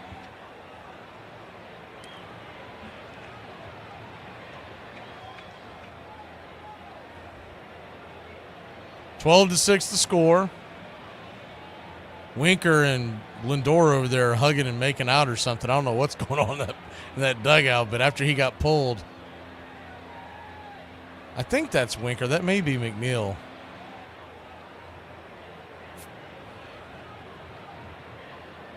They go out there to talk to Honeywell, basically just trying to kill time because trying to get him to get through this inning. They don't want to waste another pitcher in a game they're trailing by 6, but there's nobody out.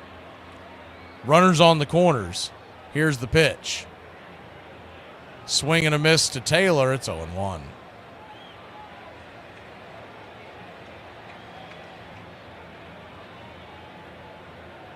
The 0-1.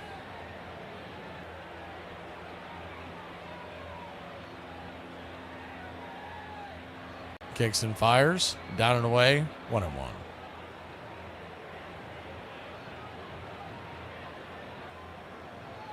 1-1 count. Tyrone Taylor, the batter.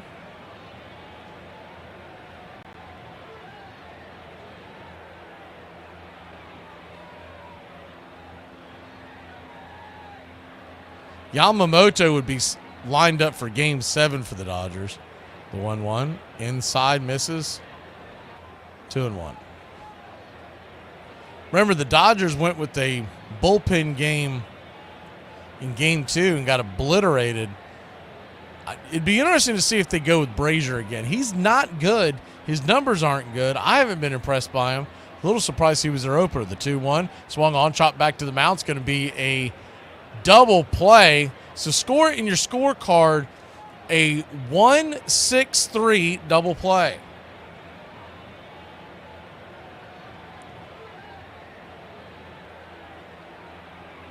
On the play, Acuna stayed. I mean, as soon as he threw it to second, Acuna should have broke. Leading by 6, I get it, but I don't think they would have even thrown the ball to home plate. So circle that, because if for some strange reason the Dodgers come back and make this a game, they're going to the bullpen now? What is Dave Roberts doing? We'll be back in a flash. There's 2 outs in the 8th, and now he's going to the bullpen. Good night, Irene.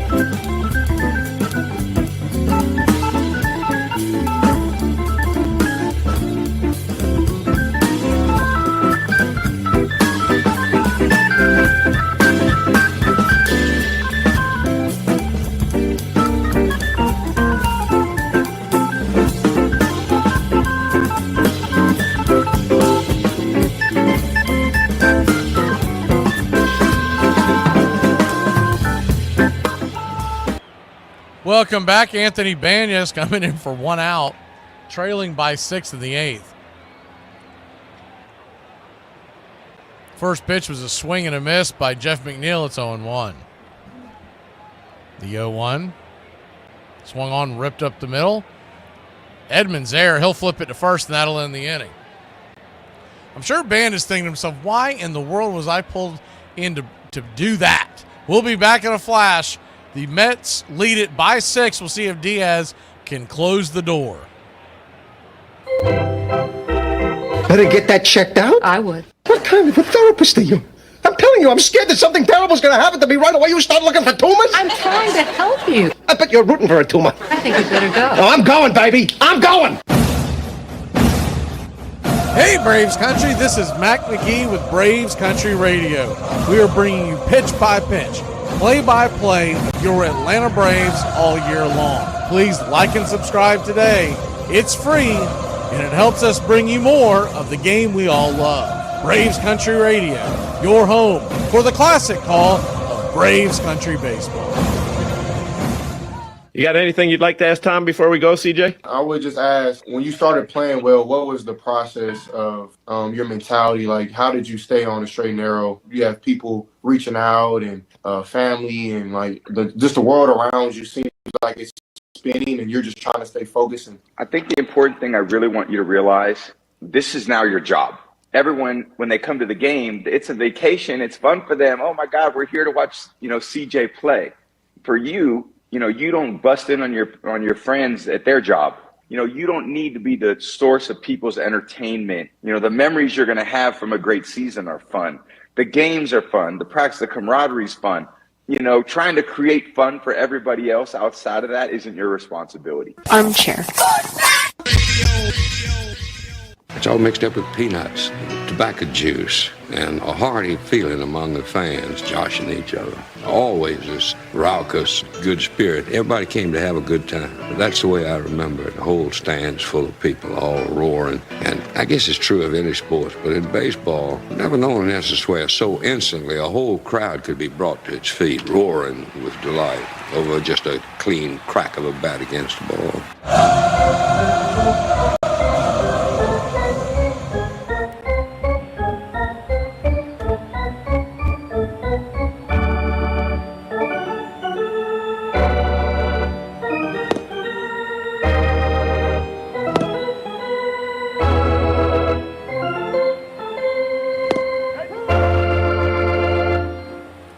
Welcome back. Final few warm-up tosses by Diaz as we get set here. Edwin Diaz coming on for, won't be a save, but coming on for the last 2 innings. Try to get the Mets to a game number 6 in Los Angeles.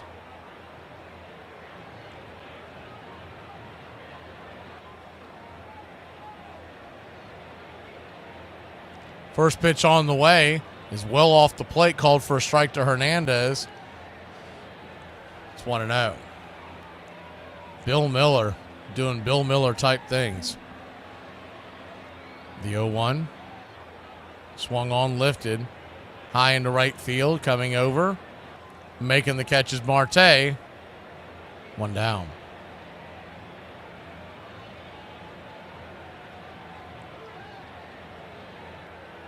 One down.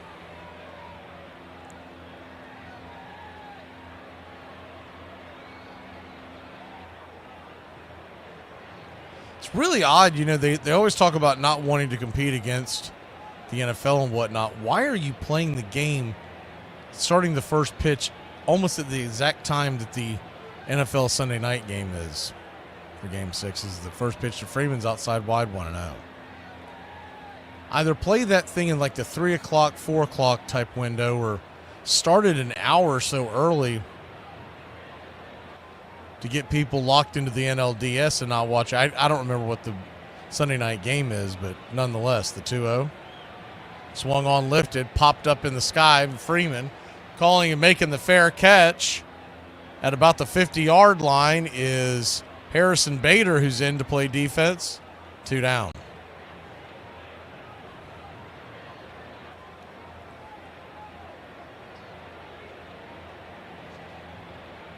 Two down. Todd Edman, the last batter, unless he can get on. Dodgers down to their last out. First pitch on the way, right there for a strike. It's 0-1.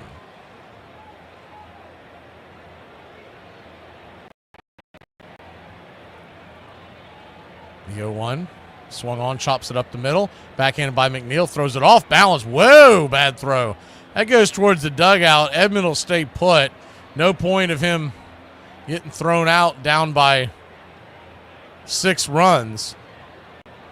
Closer game, he's probably heading towards second. That was a terrible throw by McNeil.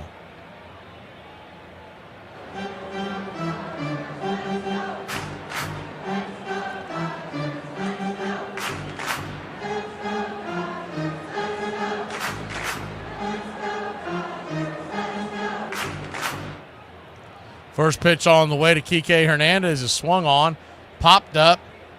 Kind of looks like he gave that one away.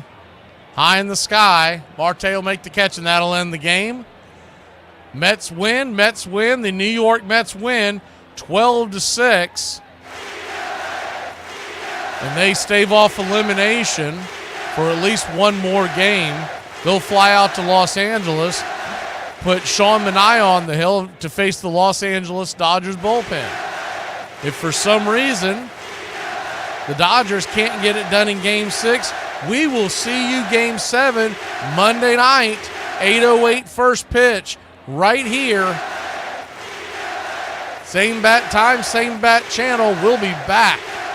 Regardless, for the World Series, which begins next Friday night.